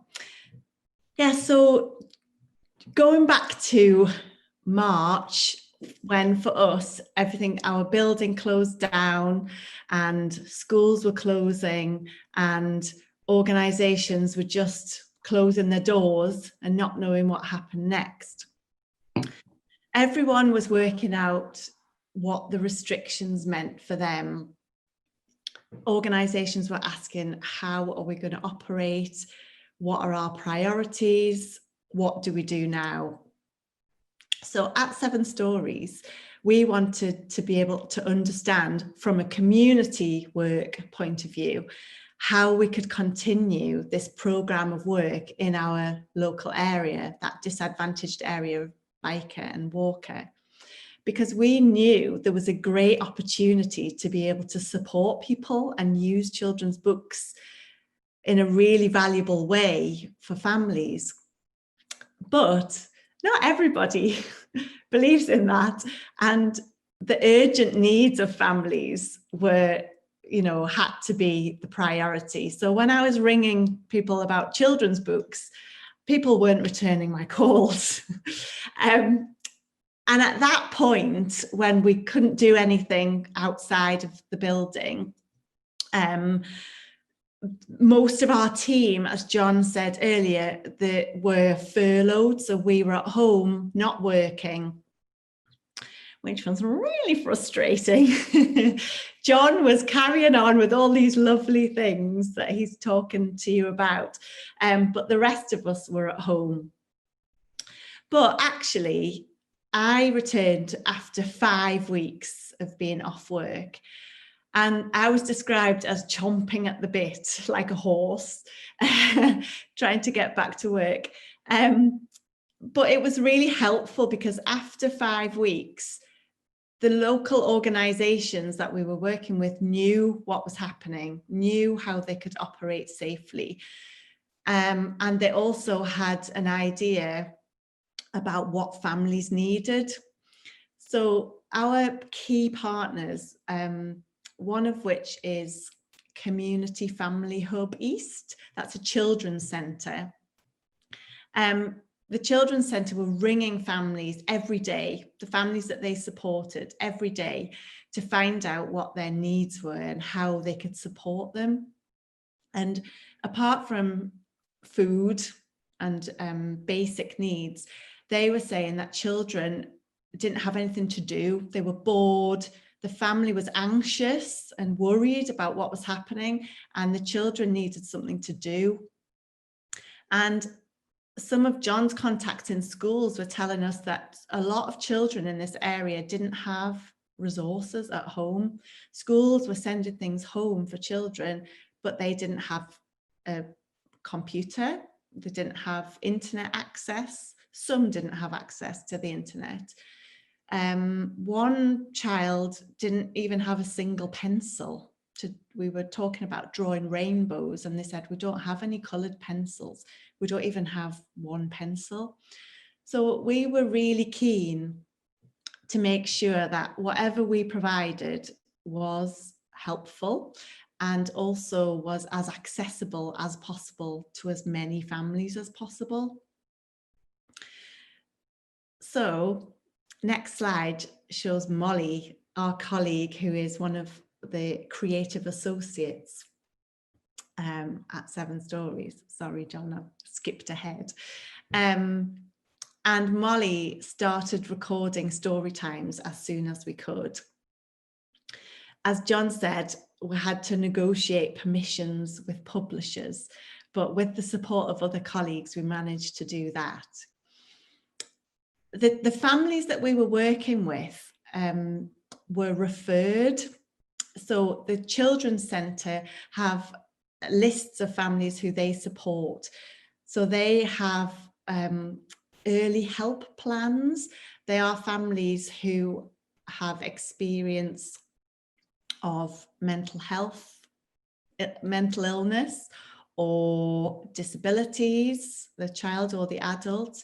They are families who need support with drug and alcohol addiction, or a parent might be in prison, or there's a huge range of different issues that the families need support with. And these were the families who were considered to be most vulnerable and most in need. So we had 20 families that were referred by that team who would be part of our program. So we would develop a new program with them, and they were families with children aged 0 to 5 and older siblings too, but we focused on the 0 to 5s.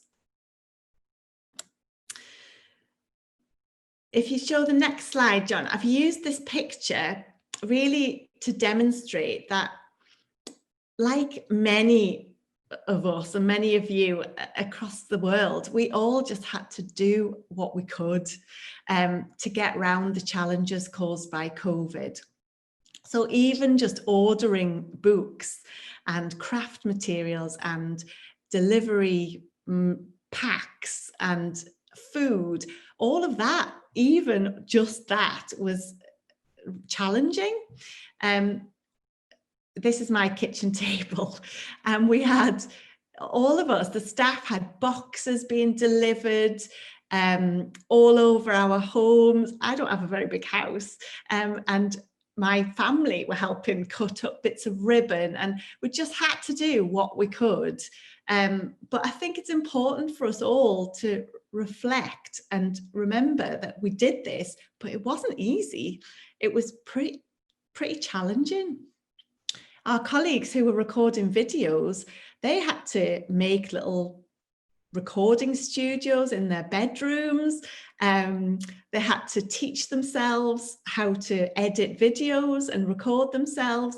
You know, all of this was really challenging, but nobody was deterred by anything, and the whole team just got around every issue. We were all really determined to just do some really good work. So you can see in the next slide that we put together some packs. So we've talked a lot about recording video story times, but we know, as I've mentioned, that a lot of families didn't have access to the internet, they didn't have the equipment, or they didn't have the data on their phones to be able to watch videos. So we put together packs for those 20 families, and the videos were accessible to everybody on our part who could look at our partners' websites and Facebook pages. So these packs contained a copy of a lovely children's book, some creative activities to bring the book to life, and all the materials and equipment needed to enjoy the activities. So we didn't assume that people had scissors, we didn't assume that people had glue. Everything was in the bag that they needed, and we always added some healthy food. And in this one, I don't know if you know the story, Oh Dear, but the little boy's looking for eggs, and he lifts the flaps in the book and says, "Oh dear," every time. So we added some eggs so everyone could be like the little boy in the story. The next slide shows some examples of children enjoying some of the books. This one is Little Green Donkey by Anuska Alepus. And there's Molly demonstrating how to make the mask that they would receive in their packs. And the next slide shows you that some books that we used. This program was designed before the pandemic to improve family relationships by encouraging families to have fun together. It was designed to enhance well-being through the use of books which explore feelings and emotions, and encouraging children to talk about how they feel and to talk about their world and understand what they're going through and understand each other. So these are two examples, Grumpy Frog and Ruby's Worry, of books which enabled them to talk about some of those things that they were feeling through this pandemic. In the next slide, you can see that the activities were the same. We chose activities which would respond to some of those things. So this one is Tap the Magic Tree by Christy Matheson. And this pack contains some flowers, some gardening materials, some compost, seeds to grow. And in the packs, the snacks were tinned fruit. And so the tins were used to plant things in. And you can see that the children were encouraged to use any containers to plant things in. So here are some old boots, whatever they had at home. The next slide introduces another project called Story Kitchen. And this was a project, again, which we were just about to start in March when the pandemic happened and we had to do things very differently. And this project is specifically about food.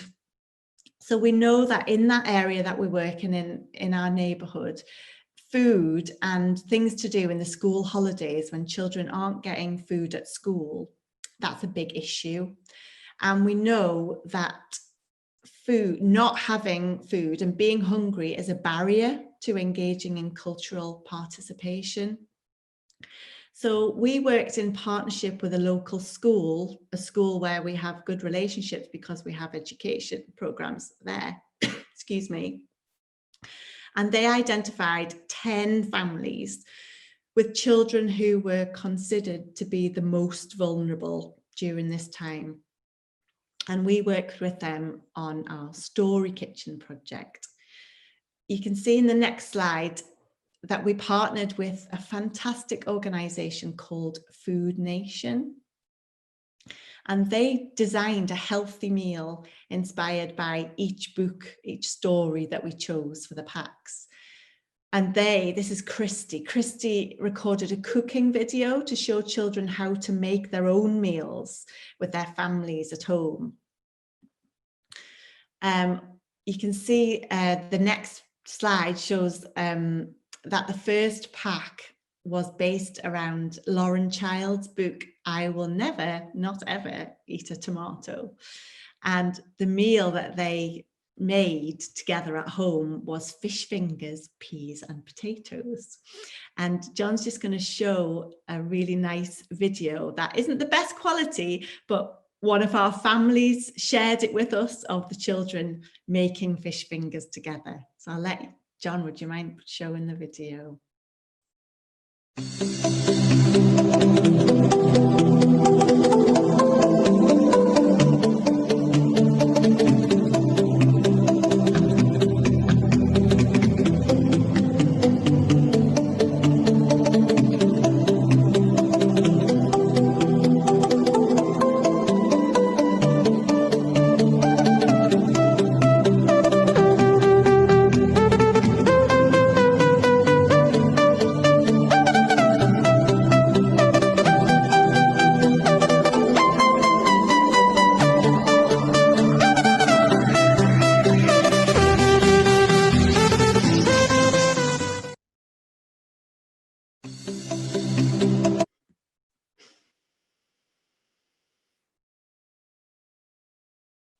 Aren't they cute?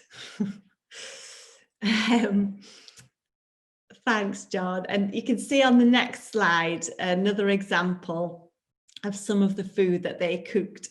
So in each Story Kitchen pack, families would receive a copy of the book, a creative activity, some really high quality art materials for the activities, and a recipe pack containing a meal for each member of the family. It was a hot, nutritious meal.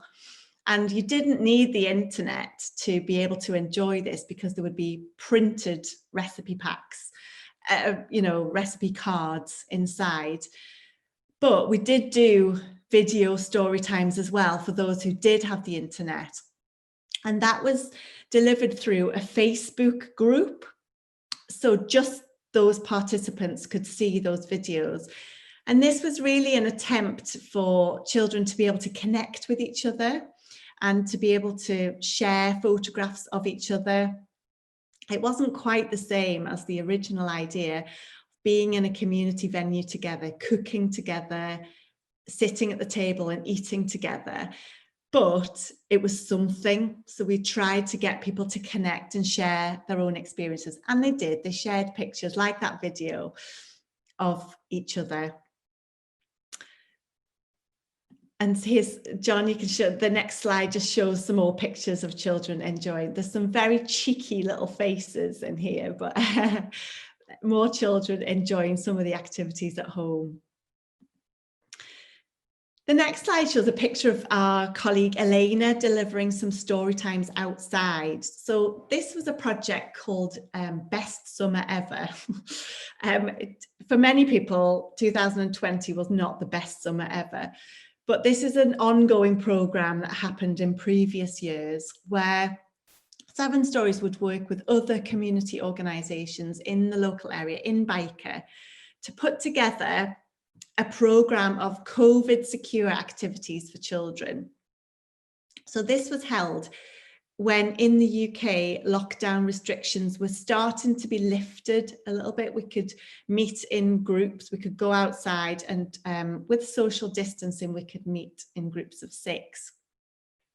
So we had, did some outdoor storytelling, and it was really fun. And John, there's another video actually to show you all just the range of different activities that we provided as part of the Best Summer Ever programme. Were we good tigers? Were we scary? It was amazing.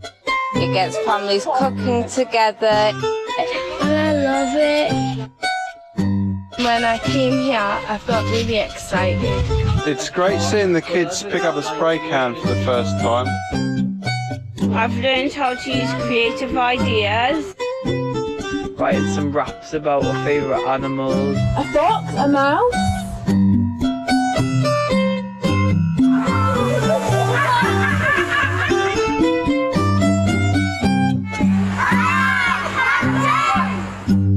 Really good how we can just come out and come and see other people and do loads of art and crafts. I wish I could stay here.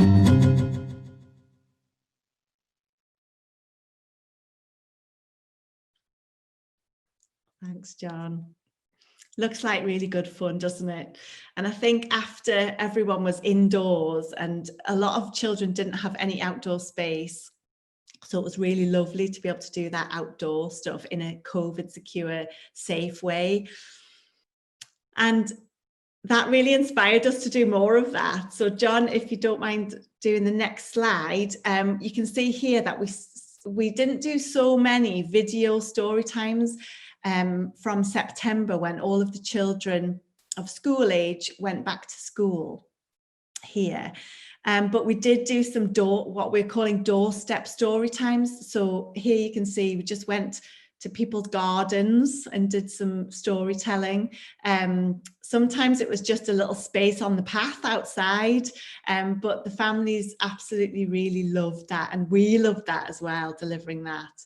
And you can see in the next slide, it's a terrible photograph, the next one, of our colleague Kay, but the rain didn't put us off. As the weather has changed and it's cold and wet here now, and that's becoming a bit more challenging, but this just shows, I'll not read it out because I'm aware of time, but we won't let anything put us off. And the children did not care that it was raining outside.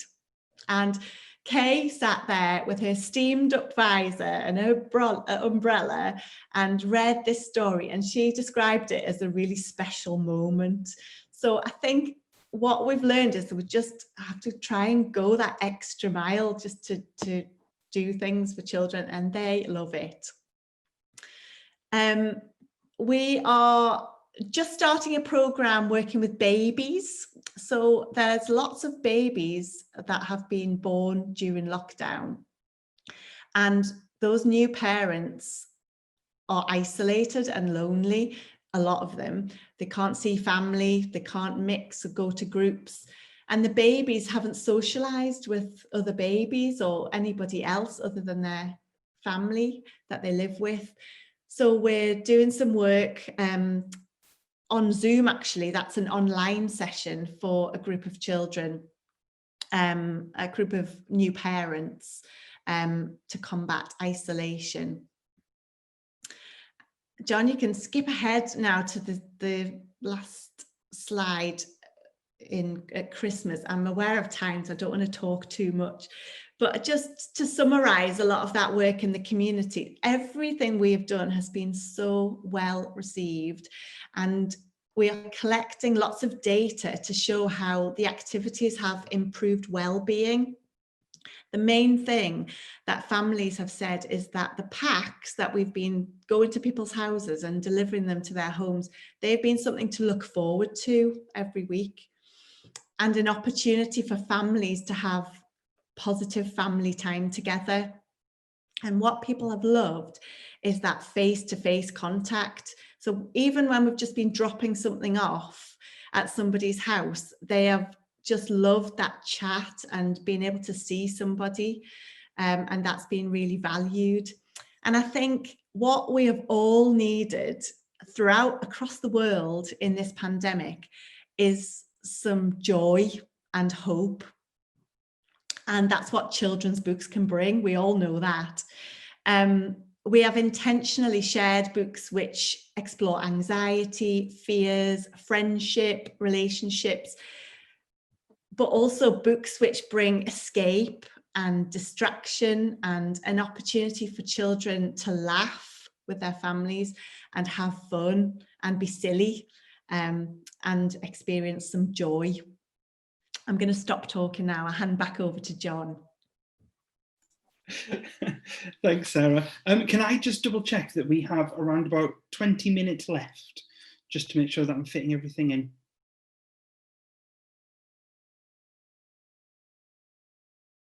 Yeah, fab. So what I'm going to do is quickly take us through our education programmes.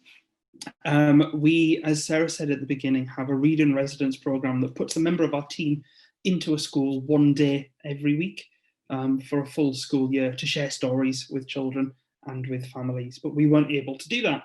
So we changed that to a digital programme. Here, our colleague Megan prepared around 30 story times, turning her living room into a recording studio, which her husband is still talking about. But she created this space to share stories with children and record them so that families could watch them at any time. We were also conscious that in our local community in Byker, around about 50% of families have difficulty accessing the internet, whether that be because they don't have an internet provider for their home or because their mobile phone data doesn't stretch to allow them to do all of the activities that they would like to do. So as well as recording story times and sharing them with families, Megan also created activities that children would be able to do. And these videos were available for 3 schools who we worked with to do a whole range of fun stuff. So every week, around about 1,000 children across our local area in a school slightly further away from us, about a 15-20 minute drive further away, were able to hear stories, or if they weren't able to hear them, received packs home that included descriptions of stories and some of these activities that they were able to do. These videos are around about 15 to 20 minutes long, with a whole host of different activities available for children to do. One of my favourites is the balloon rocket. So at the bottom of the screen, you can see linked to a book called Izzy Gizmo, which is all about a young girl who loves to invent and create new things. Megan has created an activity for children to make a quite simple but quite effective rocket from a balloon, a piece of string, and a straw. We also started our Authors into Schools programs. So before the pandemic, we would take authors into schools to share their stories and their writing experiences with children. But from September, we haven't been able to do that because of restrictions stopping people from going into schools. So while children were back to school, we still weren't able to work with them in the way that we would want to. So with colleagues, we put together our digital Authors into Schools programme, which takes an author or an illustrator into a school through the magical medium of Zoom and YouTube. Now, there were lots of things that we needed to get around here, including publisher permissions, which were quite simple because authors were talking about their latest titles. So publishers were quite happy because we were getting book sales. But we also needed to figure out how to do this safely and securely through digital means in a way that didn't feel like a safeguarding challenge for multiple schools. So we actually used Zoom to broadcast through YouTube these events. We max out at 7 schools per event so that schools are able to ask questions and have their questions answered live by our authors and illustrators. And in the first 6 weeks of this programme alone, over 5,000 children across the UK engaged with one of our events, which we were quite thrilled with.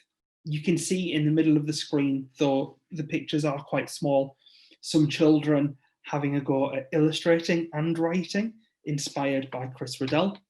I've had a huge range of authors speak to us. So Alex Wheatle spoke about his newest title, Cane Warriors.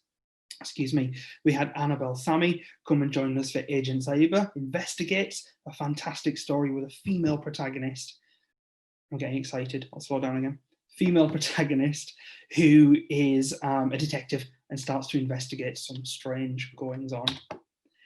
And A.F. Harold with his book of not entirely useful advice, filled with brilliant poems and silly stories for children to enjoy. Here you can see what this looks like in school and what it looks like from the other end. This is a Catherine Rundell event with our Authors into Schools programme and a primary school engaging with that. We also run live events, so we are currently streaming events into schools, but also to the public, doing full storytelling. So we have a full setup with trees behind us. It looks and feels like a forest, and we do 45 minutes worth of storytelling activities live with schools through Zoom meetings. I did have a little activity for you all to do. If you all have a pen and piece of paper nearby, I would like to show you how we engage with children. So we share stories and we get them excited. This particular story is The Gruffalo by Julia Donaldson, illustrated by Axel Scheffler, an incredibly well-known book. I wouldn't be surprised if you were familiar with this already.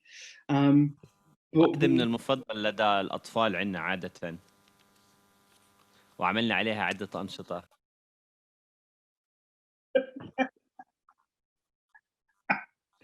Fab. Well, you can use this activity. Please do use the activity I'm about to share with you. It's on our website.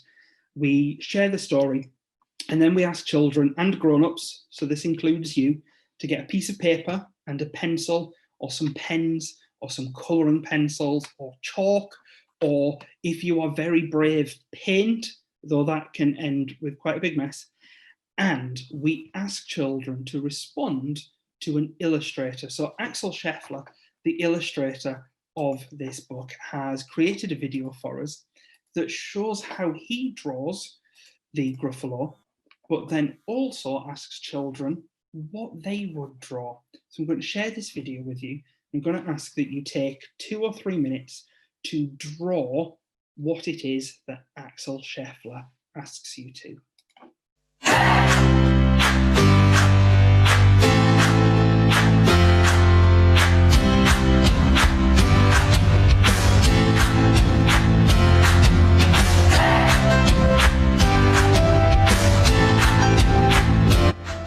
So I usually start at the top when I draw a Gruffalo.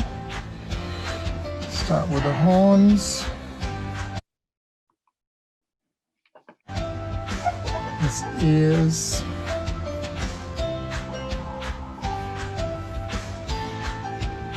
His eyes.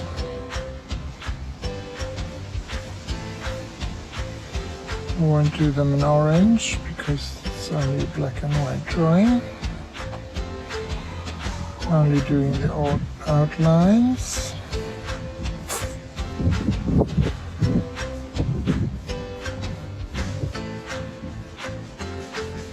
These terrible jaws. And then I have to do his body.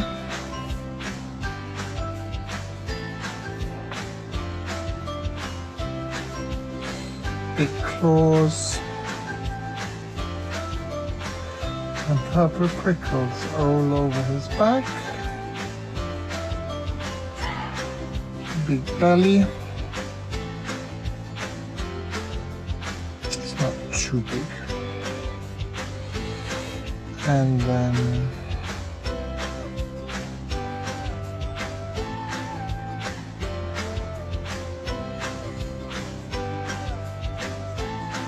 tail that is not mentioned in the text, and turned our toes. They draw in all directions. The fur.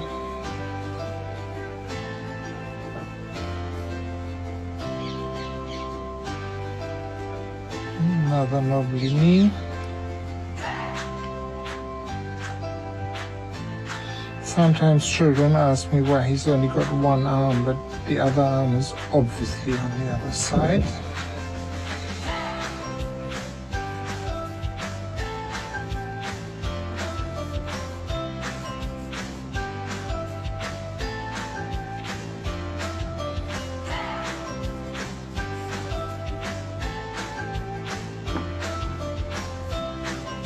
So there's a Gruffalo.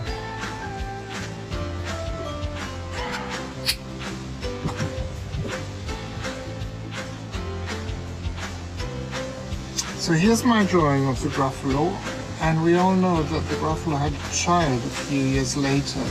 He became a father. And often people ask me, what about the mother of the Gruffalo's child? And I can never answer that question. And my task would be for you to draw the mother of the Gruffalo's child, because I don't know what it looks like. So thank you and bye-bye.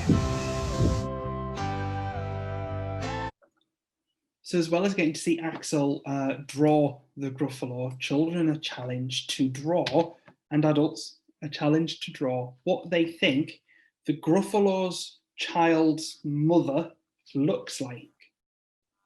So this is where we set children away to use their imaginations. We see teachers panic as 30 children spread out across the classroom trying to find places to sit and things to draw and write with. But we encourage them to draw whatever they want to. So the Gruffalo's child's mother might not look like the Gruffalo.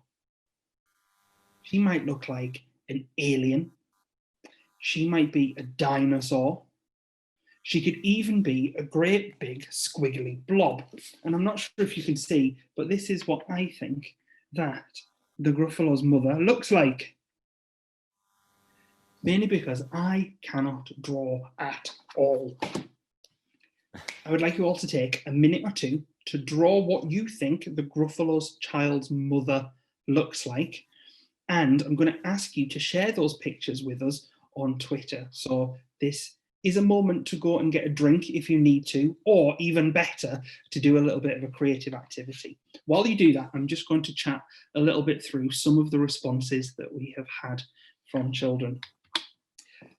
آسف على المقاطعة جوني، بس بحب أذكرك إنه معانا إحنا 5 دقائق ضايل، والوقت المتبقي رح يكون للأسئلة.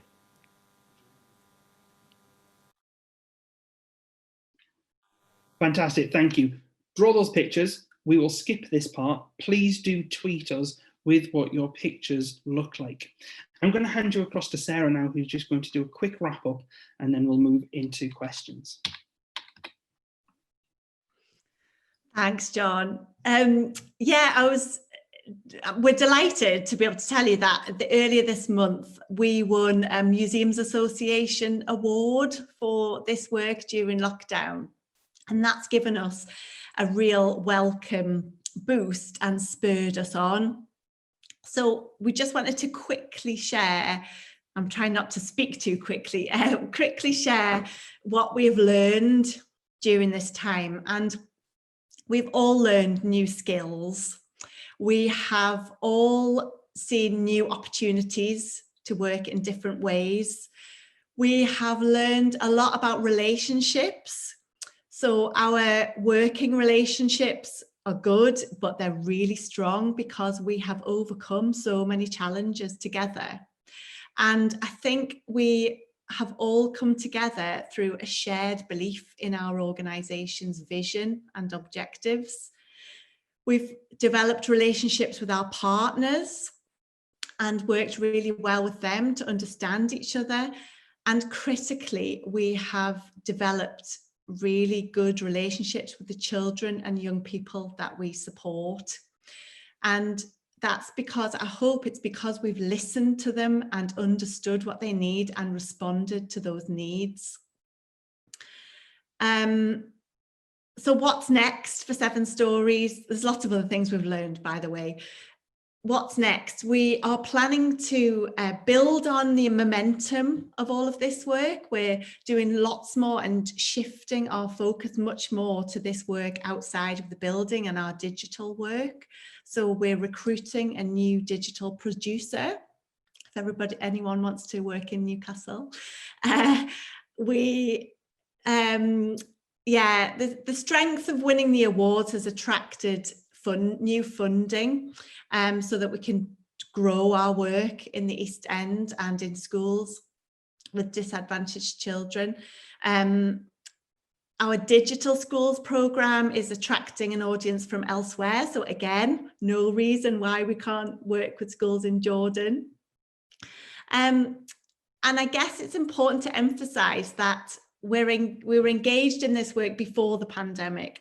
We've worked really hard to support children and young people during the pandemic. And after the pandemic, our organisation is committed to supporting children and young people using children's books in creative ways. And we need to respond to the changing needs of children and young people after the pandemic. And this slide is just kind of to pick up on the impact of the pandemic on children and young people's mental health.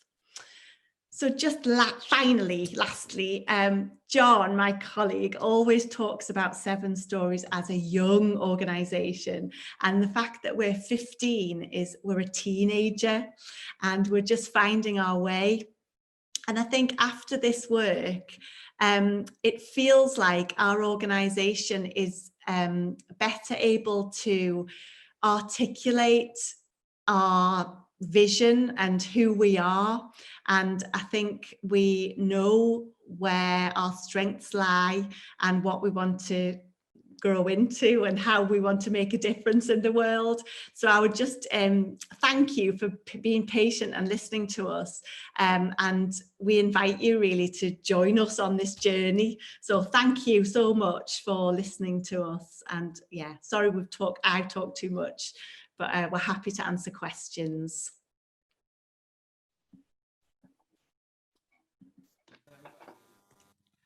شكرا سارة وجون. صراحة أنا مستمتع ومستعد أني أجلس لساعات أسمع عن تجاربكم وأنشطتكم وقراءاتكم القصصية، لأني أنا بعمل نفس الإشي في مكتبة درب المعرفة، فحسيت الكلام كتير قريب من التجربة تبعتنا. في عدة أسئلة انذكرت من اللي عم بيشاهدونا لليوم. أهمها أنكم إذا عندكم أفكار بسيطة وسريعة لأنشطة ممكن تساعد الأطفال على تخطي موضوع العزلة أو الوحدة خلال فترة الحظر، شو ممكن تقترحوا على الأهالي؟ ممكن أنواع أنشطة أو قصص معينة بتساعدهم بحل هاي المشكلة.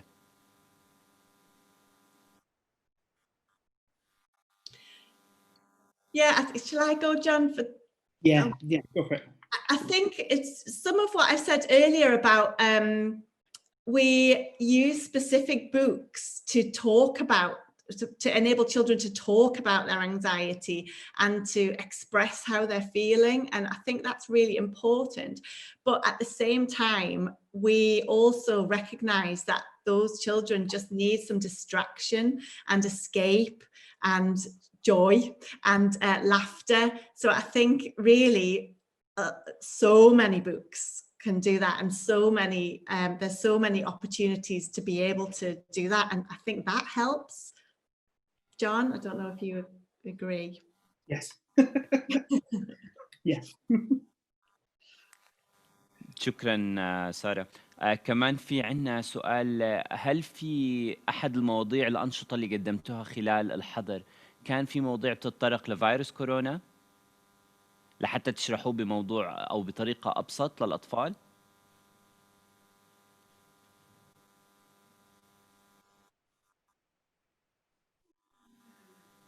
So, shall I grab this, Sarah?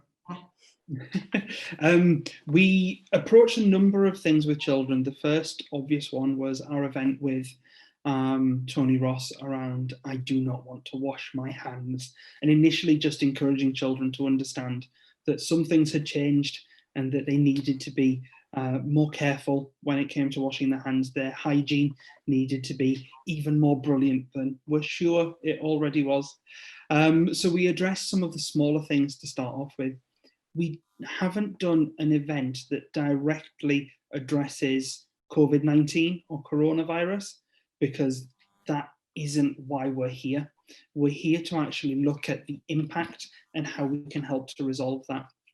So we worked with a brilliant author and illustrator, Owen McLaughlin and Polly Dunbar, on the release of their book, The World Made a Rainbow and While We Can't Hug. So While We Can't Hug is a gorgeous book about two animal friends who miss each other very, very much, but aren't actually able to just give each other a hug or a cuddle to make them feel better. So they find lots of different ways to make each other smile in a way that feels safe. That's how we've addressed coronavirus. We've looked at how we can make children feel more comfortable around this peculiar new way of having to engage with people. بتمنى لو نحصل على نسخة منه أو يكون في جلسة لقراءة قصصية بيننا وبينكم لحتى يسمعوه أطفالنا كمان. آخر سؤال رح يكون معنا اليوم. في عنا سؤال بيخص الأشخاص المتوجهين لتحويل محتواهم لأونلاين، خاصة الكتاب. بإيش بتنصحوهم كخطوة أولى لتحويل أنشطتهم وفعالياتهم لأنشطة أونلاين؟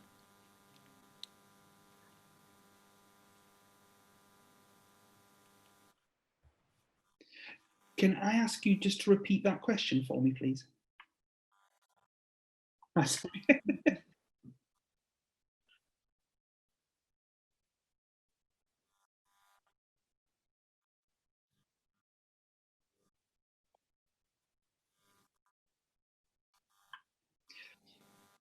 Thank you. So in terms of digitizing product, the biggest challenge that we faced has been permissions, intellectual property rights, copyright, all of the complicated legal side. So it's not the fun part, but the best part to start with is actually understanding what you can do, what you can do without any worries of legal challenge.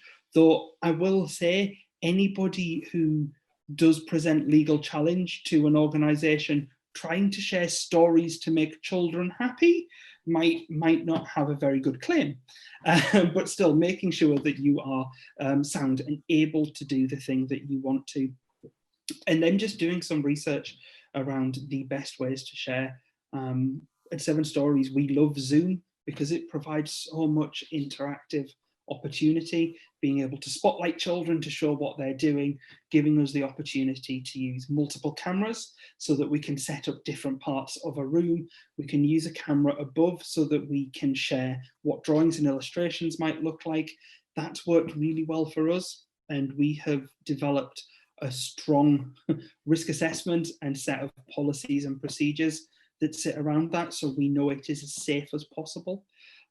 So finding the right way to do it for you.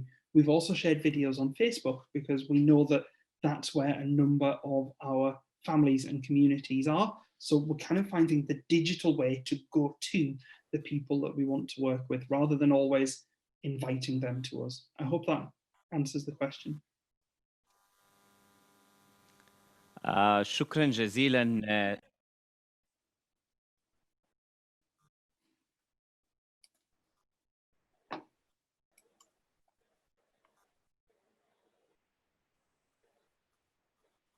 لا هو جاوب السؤال كما كان، يعني هي كان بدهم نصيحة لحتى يبدوا العمل على أعمالهم نفسها، فما أظن أنهم بحاجة لحقوق لأعمالهم نفسها.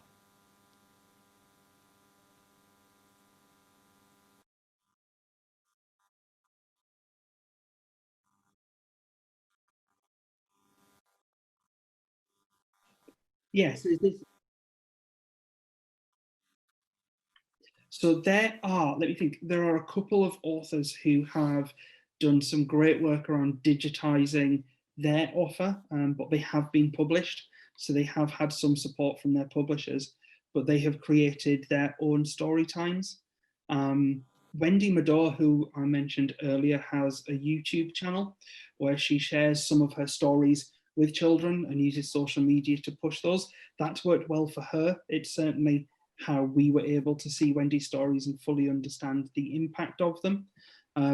So I think it stands, finding the right way for it to work for you and finding the right digital medium is definitely key. شكرا جون. بحب أشكر سارة وجون جزيل الشكر، وبحب أشكر جميع اللي كانوا معنا اليوم وعم بيحضرونا. شكرا بداية بنيك كان معنا، سارة، جون، شكرا جزيلا لإنكم كنتوا معنا اليوم. إحنا سعيدين جدا باستضافتكم معنا بندوتنا لهالسنة. كنا بنتمنى لو كنتوا معنا كما جرت العادة كل سنة بالمؤسسة، ولكن برضو سعيدين أكثر إنه يمكن ما كانت رح تزبط، بس زبطت أونلاين، وهي واحدة من الفوائد أو الدروس اللي تعلمناها خلال جائحة كورونا، إن قدرنا نكون كلياتنا مع بعض بنفس الوقت وعم نفيد الناس بنفس الطريقة من دون ما نحتاج لطائرات ولا لأي شيء تاني.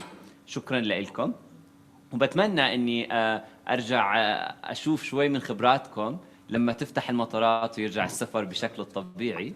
أزور المكتبة تبعتكم وأشوف الأنشطة دايركت قدامي، مش بس على الشاشة. شكرا كثير لكم، وبحب أشكر زميلي نزار اللي كان معي خلال اليوم، وبحب أشكر كل اللي حضرونا بندوتنا لليوم. أنا سعيد جدا إني كنت معاكم، وبتمنى إنه الأعوام القادمة ما تكون ندوتنا بس عبر الشاشات، تكون عم تنتقل عبر الشاشات وكمان تقدروا تحضروها معنا داخل المؤسسة. أنا بودعكم وبتمنى لكم نهار سعيد، وبشكر ضيوفنا كمان مرة اللي كانوا معنا خلال اليوم. Thank you, John and Sarah, as well. And thank you to those amazing translators for your patience and amazing skills. Thank you all so much for having us. Nick, I'm going to get in touch with you very shortly to say hello. I look forward to that. I've been inspired by your work. It's very kind. Thank you all so much. شكرا جزيلا لكم.